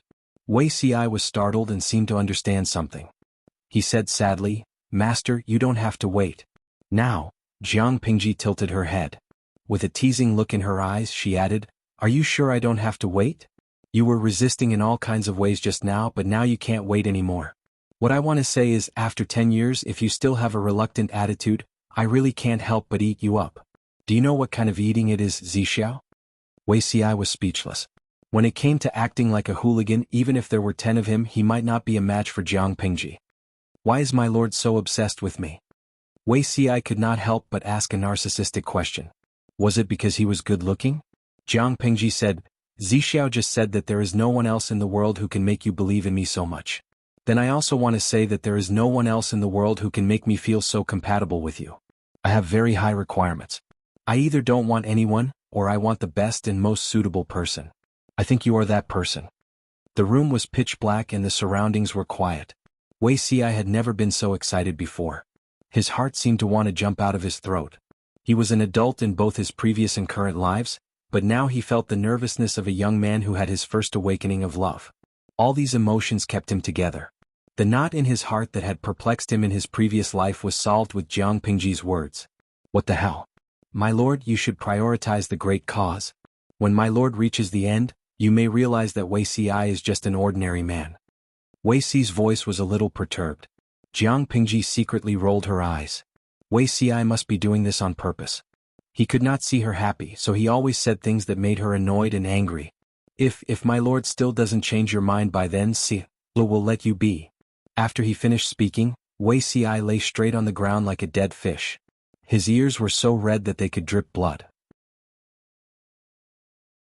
There was a crack on the ground. He really wanted to crawl into it and hide. Jiang Pingji had a look of disbelief. Did she just trigger a hidden plot? But before that, my lord, you should still be careful between men and women. Wei Xi's last sentence dampened her spirits. She pouted and did not care what Wei Xi said. After today, she did not know when they would meet again. Was she not allowed to see more? After a while, Wei Xi asked her softly, My lord, do you have any plans for the next 2 years? After a while, Wei Xi asked her softly, My lord, do you have any plans for the next 2 years? I'm afraid that after 2 years, the situation will change drastically. There were too many changes in the past and present lives, but Wei Xi knew the capabilities of the feudal lords. His lord's recuperation for 2 years meant that she could not intervene in the war. She could only stay in the north, which gave the feudal lords a chance to develop their power. He said, The Su brothers come from famous families and are all ambitious. Zhe County has abundant provisions and has a geographical advantage. They can rely on this place to gather talents and have a bright future. Yang Jian's son Yang Tao. He alone is not a threat, but Yan Lin by his side is not easy to deal with. With Yan Lin's assistance, Yang Tao may be able to take over the false emperor's foundation. His future is limitless. And that Huang Song, my lord, you are brothers with him, but... Before Wei Xi could finish, Jiang Pingji sneered and said, Sharpening the knife will not delay the work of cutting firewood. What are we afraid of? After we take care of the northern borderline, we'll deal with them later. Not to mention 2 years, even if it's 20 years, we'll still beat them until they cry for their parents.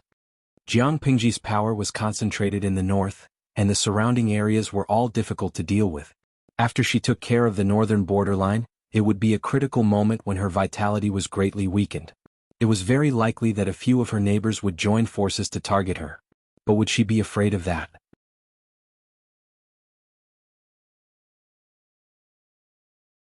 Chapter 9:12. Let's not talk about these disappointing things and don't think about changing the topic. Jiang Pingji yawned tiredly. She turned around and hugged Wei Si as a large pillow to sleep. Wei Si stiffened at first and the muscles all over his body tightened. After a while he asked, "Is the Lord asleep?" He had lived with Jiang Pingji for half of his life, so he knew how bad her sleep was. Even if someone tiptoed beside her, it would wake her up, let alone a slightly loud noise. Jiang Pingji closed her eyes and muttered, "I'm already asleep. Do you have the heart to disturb my sweet dreams?" Yes. The Lord is asleep." Wei Si smiled bitterly. "The floor is cold. Forgive me for offending you. Let me carry you to the bed." The floor was made of solid wood. Not only was it hard, but it was also cold. It was not comfortable to lie on. Jiang Pingji's ears perked up when she heard that. She opened her arms enthusiastically. "Come on. If Zixiao can't carry you, I can carry you." Wei Si said, "Since the Lord is asleep, don't talk in your sleep." Jiang Pingji pouted. She doubted whether Wei Si could carry her. Although she was slender, she was tall and muscular. Her actual weight was heavier than that of an ordinary adult man. Jiang Pingji did not have much hope that Wei Si would be able to carry her. It turned out that she had underestimated him. Wei Si heard Jiang Pingji laugh softly. As intelligent as he was, he naturally knew what she was laughing at. He could not help but blush. Although he had carried Jiang Pingji, it was actually quite strenuous for him. His breathing was a little breathless. It was only a few steps from where he stood to the bed, but Wei Si was so tired that a thin layer of sweat appeared on his forehead. Zixiao's arm strength still needs to be trained. Jiang Pingji rolled into the bed and clamped a corner of the thin blanket with her toes. She casually flung it and rolled her body in a circle. The spread-out thin blanket covered half of her body. Otherwise, it's easy to run out of stamina in the future. In the darkness, Wei Si's eyes carried some helplessness. He was not a virgin. Of course, he could understand the meaning behind her words. Knowing Jiang Pingji's temperament, Wei Si did not dare to simply respond to her, in case she pushed her luck. Jiang Pingji accurately stopped Wei Si from taking another thin blanket and teased him with a smile. "Sleep in the same bed. Summer's Zixiao is very likable." Wei Si replied, "In that case, my lord disdains me during winter?" "No," Jiang Pingji said, "my lord in winter is very likable to Zixiao." Wei Si was stunned for a while before he understood what she meant. He was so embarrassed that he could not speak. His heart was burning with anger and his tone carried a hint of annoyance. Who likes it? In the previous life, Her Majesty was so cold and serious.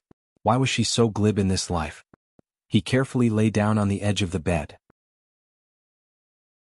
His neck suddenly tightened and Jiang Pingji forcefully pulled him in. Wei Si had no choice but to accept his fate. In the end, he could not escape the fate of being used as a pillow in summer. In the previous life, Her Majesty at least knew how to restrain herself, but in this life she was becoming more and more lawless. "I like it," Jiang Pingji said. Wei Si had no choice but to lie flat. "Forget it, how many times can I be harassed in a year? Today I'll let her be." Wei Si's guess was right. Jiang Pingji came here secretly and could only stay for 2 or 3 days. On the second day she ran away without a trace. She either brought Xiao Guang or Zhang Ping with her. They stared at the scorching sun and carefully inspected the construction progress everywhere. Other than at night they could not see her at all. After 3 days it was time for Jiang Pingji to set off for Wanzhou. People often say that what you think about in the day, you dream about at night. "Zixiao, you have to think about me more. This is an order." Jiang Pingji whispered in his ear. Wei Si did not know if it was because the sun was too bright outside or because he was too nervous, but he felt his whole body breaking out in hot sweat. "I have to share my lord's worries and burdens. I have no time to think too much." Jiang Pingji was exasperated, but due to the presence of others she could not do much. "Just you wait, don't cry when the time comes." Wei Si was fearless. At least for the next 10 years he would be safe. "Farewell, my lord." He bowed with his hands clasped in front of him. Jiang Pingji was so angry that she laughed. She said to Zhang Ping and Xiao Guang, Shiheng Chongming, I forgot to tell Zixiao something. Zhang Ping and Xiao Guang thought that the two of them were going to talk business, so they tactfully retreated. Jiang Pingji grinned, revealing a few white teeth. Wei Xi's heart sank. He had a bad premonition. After sending Jiang Pingji away, Zhang Ping and Xiao Guang realized that Wei Xi's mood was a little off. They thought that the business Jiang Pingji and Wei Xi were going to discuss was very serious, so they were a little worried. In fact, Wei Xi had not recovered from his shock. The skin on his collarbone rubbed against his clothes, causing a slight and dense pain. It's nothing. Wei Xi comforted the two of them with a normal expression. On the other side, Jiang Pingji, who was already on her way, had a licorice in her mouth. The bullet screen of the live stream was already exploding. Feisha Shursan, streamer, you didn't keep your word. Didn't you say that this live stream is very serious? Why did you steal my idol? Gujo Daijun, I'm so angry. It's rare to have a male idol that I fell in love with at first sight, but in the end he was bitten by the streamer. Iji la Wuxia Haitang, my heart is broken. Didn't they say that the streamer is very serious and won't make fun of him? The above were the wails of the audience in the blue bullet screen. Although the Red Army had an absolute advantage, the endless stream of handsome male idols still attracted a portion of the blue audience. Among the many male idols, Wei Xi's looks were the most outstanding. Because he had appeared on the live stream a few times, he was the most valuable. Jiang Pingji had boldly grabbed Wei Xi's collar and bit his collarbone. This action broke the hearts of the blue audience. What was even more heartbreaking was that they did not know if Jiang Pingji did it on purpose. Not only did she grab Wei Xi's collar, but she also blocked their view. She definitely did it on purpose, right? Compared to the wails of the blue audience, the red audience was laughing and making noise. Lao Siji Lianming, hey hey hey, our little pig finally knows how to kiss cabbages. Father is so happy. Tudu Feichio, it's not easy. I've been following the live stream for almost 7 years. My daughter's first kiss has finally been given out. Mo Lingyin, bah, what kind of first kiss is this? I've been looking forward to the streamer cooking this frog beauty CI. The streamer hesitated and refused to bite him. May I ask, who would boil hot water for several years? If you want to bite him, then bite him. What kind of hero is blocking the camera? They only saw Jiang Pingji take a bite of Wei Ci, but they did not see any extra skin on him. How infuriating. Yiji Sibao, you don't understand. This is called possessiveness. If I had a boyfriend like Beauty Ci, I would be petty too. Mingshi Yaya, if I had a boyfriend like Beauty Ci, I would have knocked him out and dragged him to bed to make him cry. Jiang Pingji looked at the bullet screen and smiled without saying a word.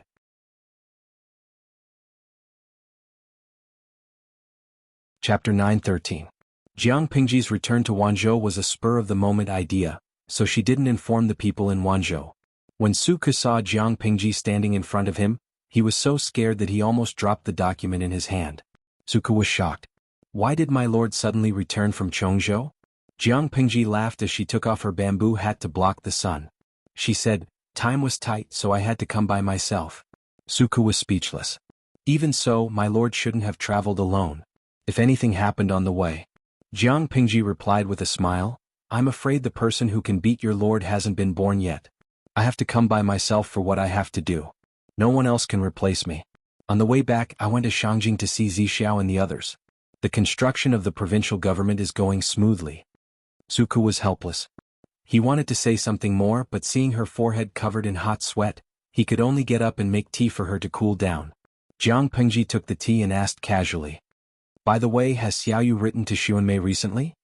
Su Ke's face showed some warmth, but there was still some guilt in his eyes. He said, he writes once a month. She's doing well in Hejian. Since the wedding, he and Xuanmei had been living in separate places all year round. How could sending letters be enough? He missed her very much. Fortunately, he had enough work to do. He didn't have much time to think about it. Jiang Pingji thought about it and said, find a time to send someone to bring Xuanmei and your aunt to Wanzhou. Su Ke looked surprised. After a while, he said in a low voice, but, the person behind Taksha hasn't. Xuanmei was placed in Hejian so that she could avoid Takshu. Su Ke knew about this. Coincidentally, Hejian County was far away from the chaos of war and the situation in Wanzhou was unsettled, so he was at ease to let his new wife stay in her hometown. Later, the situation in Wanzhou stabilized, but Takshu had never been resolved. He was worried that bringing Xuanmei over would harm her. If it weren't for these concerns, He would have brought Xuanmei and his aunt over when Qiguanrang brought his wife and daughter to Wanzhou. I've already thought about how to deal with Takshu. Jiang Pingji took a sip of tea, and her expression became a little indifferent. Takshu is not the key. I can't let you be alone forever. Being married is better than being unmarried, right? No matter what, you're a man. It's not good if you don't have a wife by your side. I understand men very well. I'm afraid that you can't bear the loneliness and will look for a new lover, which will disappoint Xuanmei's sincerity. What hurts the most to a new driver? Even though he had gotten a driver's license, he still had to walk to work. He felt like he had gotten a fake driving license. Jiang Pingji's eyes became dishonest, and Su Ku was so angry that he wanted to hit her. My lord knows a lot, he said sarcastically. Jiang Pingji raised her eyebrows. That's true. No matter what, your lord is an old customer who roams the brothels. When it came to bickering, Su Ku was no match for Jiang Pingji. Why did my lord suddenly think of this? Jiang Pingji said, can't you be considerate to your subordinates? The truth was that Huijun had been pregnant for 10 months and gave birth to a son and a daughter. She counted the next generation of the members of the team with her fingers. Before he went to Chongzhou to take office, Shangguanwan was pregnant. Qiguanrang had a daughter, Feng Jin yearned for a second child, Feng Zhen's Fengyi seemed to have a genetic mutation. Yang Saifenglia did not want to get married, Xiao Guang already had a family, Zhang Ping was an unmarried member of the Keting clan, Meng Hun had no intention of remarrying, Jiang Nongqin wholeheartedly cared for Jiang Pingji and did not consider marriage. When she counted to Su Ku, she suddenly thought of the young couple who lived in different places. She had already found out who the mastermind was. There was no point in keeping Takshu. In order not to fall out with the mastermind, Jiang Pingji did not plan to do anything to Takshu at the moment. She planned to find an excuse to send Takshu away from her. After Su Ku heard this, he secretly rolled his eyes. Who would believe this reason? Right, I came back this time for the Golden Scale book. Su Ku raised his eyebrows. Golden Scale Academy? What's wrong with it? Jiang Pingji said, a while ago, Feng Zhen's son wrote a letter to his father, complaining about the Xia Yun Shu. Su Ku laughed. Fengyi is extremely talented, intelligent, and eager to learn. Master Cheng and Master Yuanjing praised him. He started learning early, so the Xia Yun Shu should be nothing to him. Why did my lord rush back from so far away for this? Fengyi is fine, but the other children do not have a foundation, so they are stumbling in their studies. Even with the guidance of a famous teacher, their learning progress is still slow. The phonetic transcription of the Xia Yun Shu, regardless of whether it was direct or indirect, required the learner to have a certain literacy foundation. Apart from Fengyi, the other students of the Golden Scale Academy were all orphans of martyrs who had died in battle. Even martyrs were illiterate, let alone their children. Literacy is difficult, so is reading. My lord is kind enough to provide them with learning conditions for free. This is already a blessing to our ancestors. Su Ku sighed. Every student goes through this. If they do not learn well, they can only blame themselves for not working hard enough. They could only learn by rote. If they could not, it could only be said that the students did not work hard enough. That may not be the case, Jiang Pingji said. Xiaoyu, invite the teachers here. I have something to discuss with them. Although he did not know what it was, Su Ku did not dare to delay and quickly did as he was told. During the time that Jiang Pingji was not around, the teaching material compilation team expanded again. Apart from the three big names, Cheng Cheng, Yuanjing, and Feng Ren, there were 4 knowledgeable scholars. It was worth mentioning that these 4 people were fans of Yuanjing and Feng Ren. In order to chase after their stars, they came all the way to Wanzhou. Now they were preparing to buy a house and settle down there. 4 fans, there was nothing happier than working hard with their idols. The peaceful and prosperous atmosphere of Wanzhou was also one of the factors that attracted them. Feng Ren was only an external aide, so the way he addressed Jiang Pingji was very formal. May I know why Magistrate Liuzhou has summoned us? Cheng Cheng and Yuanjing were also suspicious. Didn't Jiang Pingji go to Chongzhou? Why did she suddenly come back? Of course it's an important matter. She took out the brand new Xia Yun Shu that she had organized and handed it to them. The few people present were all big shots. Jiang Pingji did not need to waste time explaining. This is phonetic transcription? Master Yuanjing's hand trembled. He almost dropped the precious Xia Yun Shu on the ground. The other 2 people were ready to take it. The 3 of them looked very funny. Yes. Don't be fooled by their strange appearance. If they are used for phonetic transcription, it is much simpler than the current straight transcription or reverse transcription. Jiang Pingji said. The biggest advantage is that, first, they are few in number and easy to remember. Second, children who are enlightened don't need to memorize hundreds of words before learning new words. It greatly reduces time and energy. The efficiency of enlightenment will naturally increase. De Xia Yun Shu was considered a pioneering work in this era, but for Jiang Pingji, it was too complicated and prone to mistakes.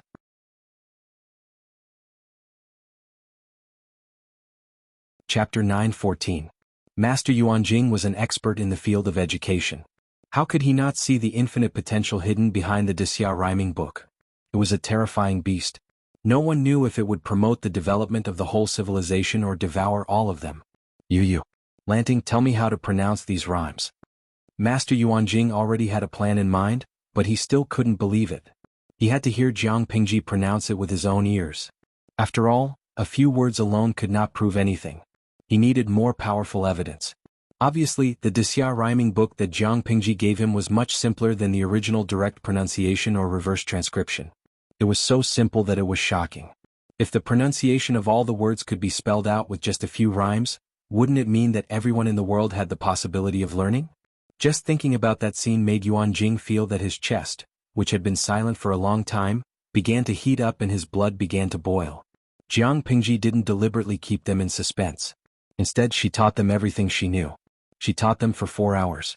It wasn't that Master Yuanjing and the others didn't have the ability to learn. They learned while learning, and it turned into another seminar. When they learned all the pinyin method that Jiang Pingji taught them, they came up with a brand new enlightenment plan. With the more convenient and efficient pinyin transcription, of course they had to give up the complicated De Xia rhyming book. These scribbles look weird, but it's very easy to learn. Feng Ren laughed and said, if only I was born a few decades later. In order to learn the De Xia rhyming book, I memorized it day and night. It was very hard. Jiang Pingji said, that won't do. If Master Feng was born a few decades later, who would I find to be a good right-hand man like Huayu? It's not too late now. Changxing will enter school in 2 years. Changxing will suffer for you what you didn't enjoy. Feng Ren laughed. He was amused by Jiang Pingji's thoughtful and playful words. He thought of his chubby granddaughter and his heart softened. He said, that last Changxing looks like a lively and active person. With the brand new method of transcription, it'll be easy for her to learn. Otherwise, that lass would definitely get impatient from studying and quit. As a noble daughter of the Feng clan, if she didn't know how to read, wouldn't it be shameful? Governor Lu's initiative has indeed helped us a lot.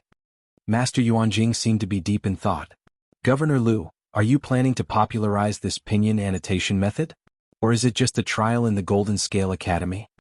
He could imagine how many people would be able to read if the pinyin annotation could really be popularized.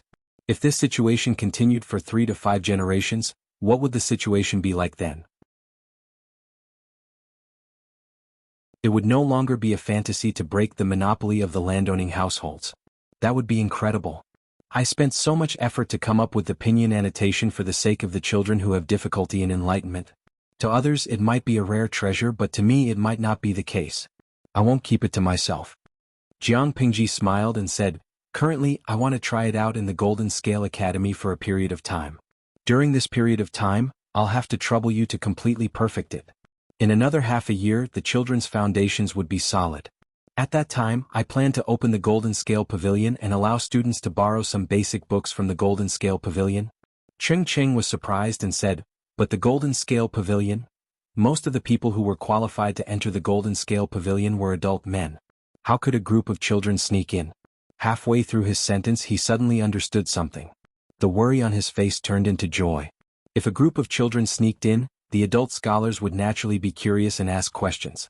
When the time came, the children would show their skills. They would definitely be able to scare people. The Lord wanted to make use of the scholars' mouths to advertise for the Golden Scale Academy for free. As long as outsiders saw results from this group of children, there would be much less resistance to popularizing the pinyin annotation. Jiang Pingji smiled and said nothing. Master Yuanjing asked, what name have you thought of? Jiang Pingji cast a suspicious look at him. What name? You came up with this pinyin annotation method. Naturally you should give it a name. It was a good thing to leave a name in history. Many people were envious of it but could not come. Jiang Pingji was speechless. She was not good at giving names, but someone liked to let her do it. Why don't we just call it Xian Yun? Master Yuanjing glanced sideways and asked her with his eyes. Was there really no need to add a surname or something in front of Xian Yun? This was a good opportunity to leave a name in history. It was not a cabbage on the street. If she missed this opportunity there would be no more. Jiang Pingji thought about it. She saw the contents of the bullet screen in the streaming room and immediately changed her mind. Let's just call it Xian Yun of Chinese. Master Yuanjing looked away and nodded. Very good. With Master Yuanjing and the others around, Jiang Pingji was not worried about the Golden Scale Academy. Master Yuanjing and the others were full of fighting spirit. They were thinking about how to show off their skills. Jiang Pingji took the opportunity to sneak away. Oh hey, streamer, you're such a hands-off boss. Why didn't your group of little princesses fall out with you? Funny tree, you and I, the little princesses are no match for the streamer. Their combat power is not in the same dimension. Givenchy little sheepskin, where are you going, streamer? Jiang Pingji asked the maid to bring some water to wipe her cheeks, neck and arms. Host V, I'm going to see Huijun and her baby. When Jiang Pingji saw Huijun, she was sitting in the corridor reading a book. There was a wooden pram beside her. Huijun. Huijun heard the noise and looked in the direction of the sound. Her peaceful eyes gradually lit up. Why are you back, Langjun? Jiang Pingji said, I'm back to handle official business. I heard that women need to take care of themselves after giving birth. Why are you outside? I've given birth for 3 or 4 months. My body is recovering well. I don't have so many taboos. Huijun smiled faintly and pushed the pram into the house. The 2 fair and tender babies were sleeping soundly. They were not awakened at all. She said, the sun in the courtyard is strong. Langjun, don't stay outside. Which one is the younger sister? Jiang Pingji asked as she lifted the diapers of the 2 babies. Both of the children were as fair as jade. Their chubby cheeks were pinkish and their white cheeks were pinkish. In comparison, the girl was slightly smaller than the boy. Her facial features were more delicate. This is the younger sister. When she was just born, she was as small as a kitten. Her cries were also delicate. I almost thought I couldn't raise her. Jiang Pingji tried to pinch the girl's face. The little girl's head tilted slightly. She opened her mouth and blew a bubble. The audience in the streaming room had been charmed by the 2 babies. They turned into weird uncles and aunties. They kept howling. Have you named them? Not yet. I'm waiting for you to give them names. Huijun smiled.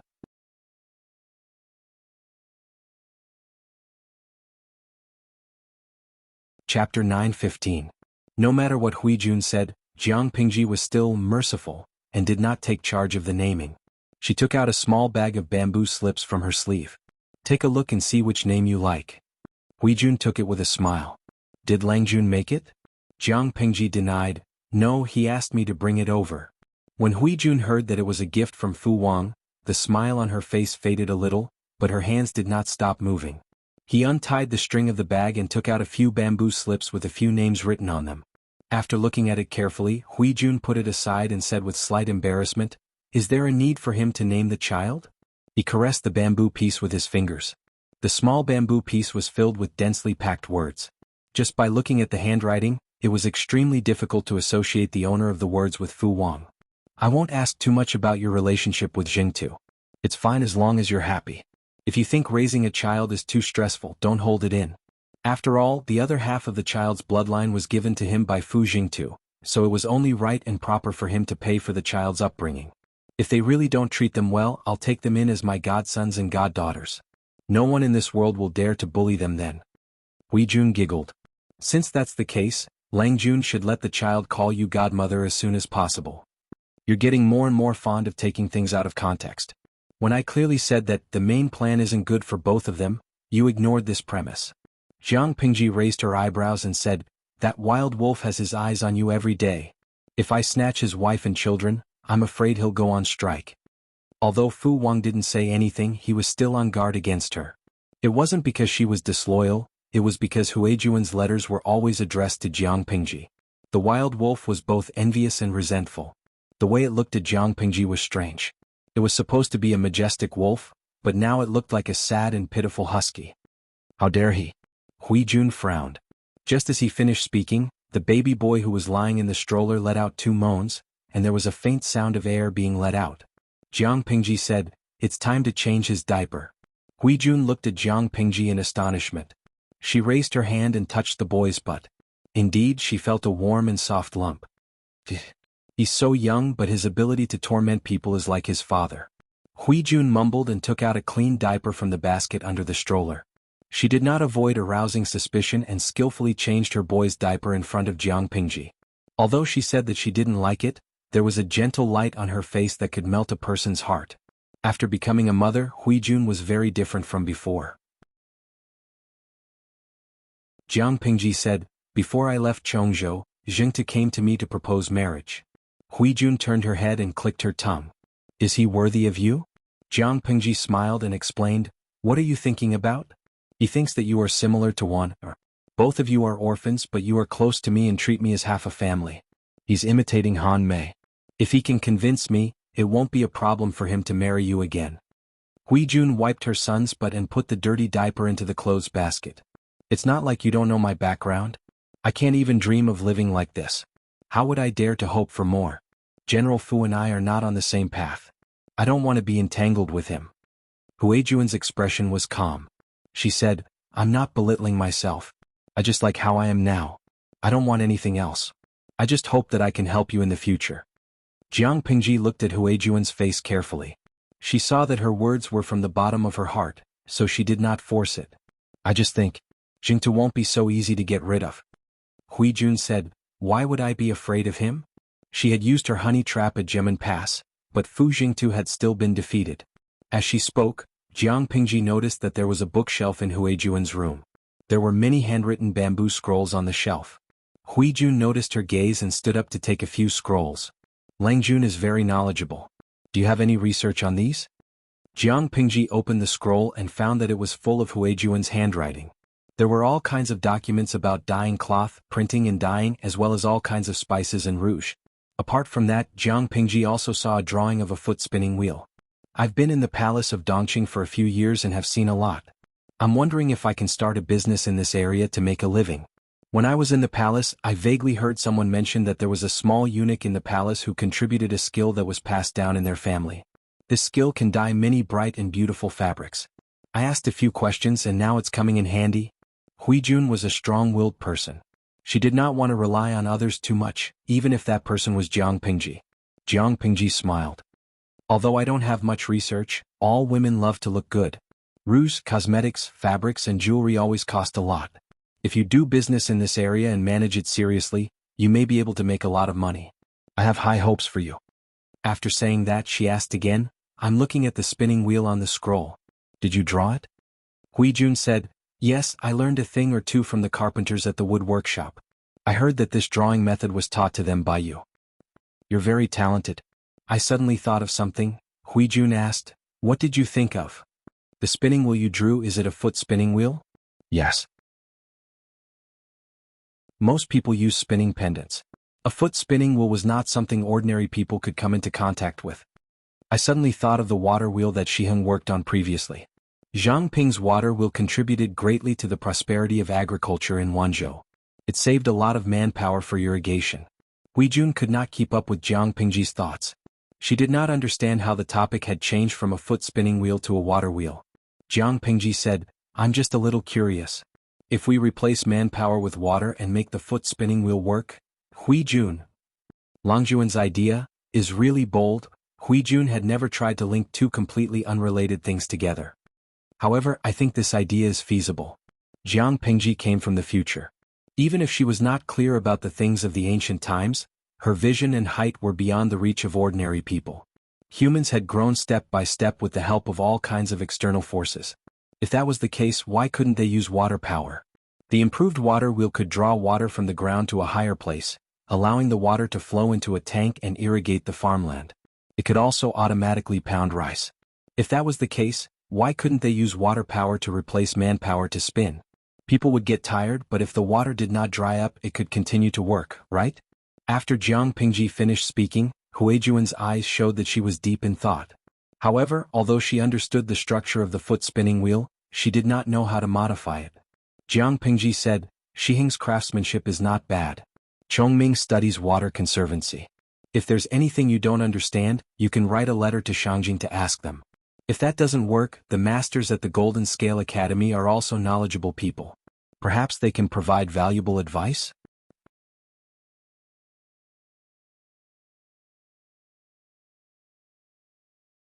Chapter 9:16. Huijuan's expression showed that she was somewhat tempted, but it was unknown what she thought of, but in the end she still retreated. Tish, this isn't too good, is it? Jiang Pingji teased the boy, whose eyes were rolling around, while her other hand pinched the girl's little foot. She was having a great time. What's not good about it? Wanzhou was far more open-minded than the outside world. Not only was there a large-scale regular female battalion, but there were also 30% female patrols on the streets. What's wrong with Huijuan's invention? After Jiang Pingji finished speaking, the boy seemed to have seen her. His black eyes stared at her and followed her movements. Huijun stammered, I'm afraid I won't do well and ruin Longjuan's reputation. What are you afraid of? Even if the sky falls, there's someone tall to hold it up, and even if things don't work out, there's still me. It doesn't matter if you fail, but what if you succeed? Jiang Pingji pinched her feet and finally woke her up. The girl did not shy away from strangers. She stretched out her fair arms towards Jiang Pingji, begging for a hug. Jiang Pingji picked up the child. She held her neck with one hand and passed her other hand between her chubby legs. She used her palm to support her vest. This position was very comfortable for a baby. Baby girl pursed her lips and blew bubbles lazily. She stared at him without blinking. Your two children are brave. They didn't even cry when they saw me. Jiang Pingji especially liked cute children who were not afraid of her. She referred to Feng Jin's family's Changxing for details. Huijun watched as Jiang Pingji teased the girl. Her perturbed heart suddenly calmed down. She even gained some courage. His temperament is just like that boorish man. He's very bold. Huijun pursed her lips and smiled faintly. There was relief in her eyes. Because she became a mother, she became more cautious in her thinking. She was afraid that her past would be exposed. It didn't matter to her, but she was afraid that the child would be affected. Now that she had Jiang Pingji's promise, she heaved a sigh of relief. She was no longer uneasy but rather eager to try. If the water-powered spinning wheel was really built, how much manpower could be saved and how much help could Langjun be? Huijun began to think in the direction of water conservancy. Jiang Pingji continued to play with the two babies. Jiang Pingji stayed in Wanzhou for more than half a month. Not only did she have to check on the government affairs of the various counties in Wanzhou, but she also had to pay attention to the progress of the Golden Scale Academy in learning Pinyin. After observing them for a few days, she found that these children were exceptionally diligent in their studies. They didn't even need anyone to supervise them. They were extremely self-disciplined. Midnight epilepsy. This is the ancient version of a classroom. All the radishes look fresh and delicious. Crying rain in the cloud. Streamer, can I give you a suggestion? You should let these children attend classes at different times. Otherwise, it'll be so tiring. Li Wushuang, that's right. After all, there's a limit to a person's attention span. They're still kids and their energy is incomparable to that of adults. Those teachers would lecture for the entire morning.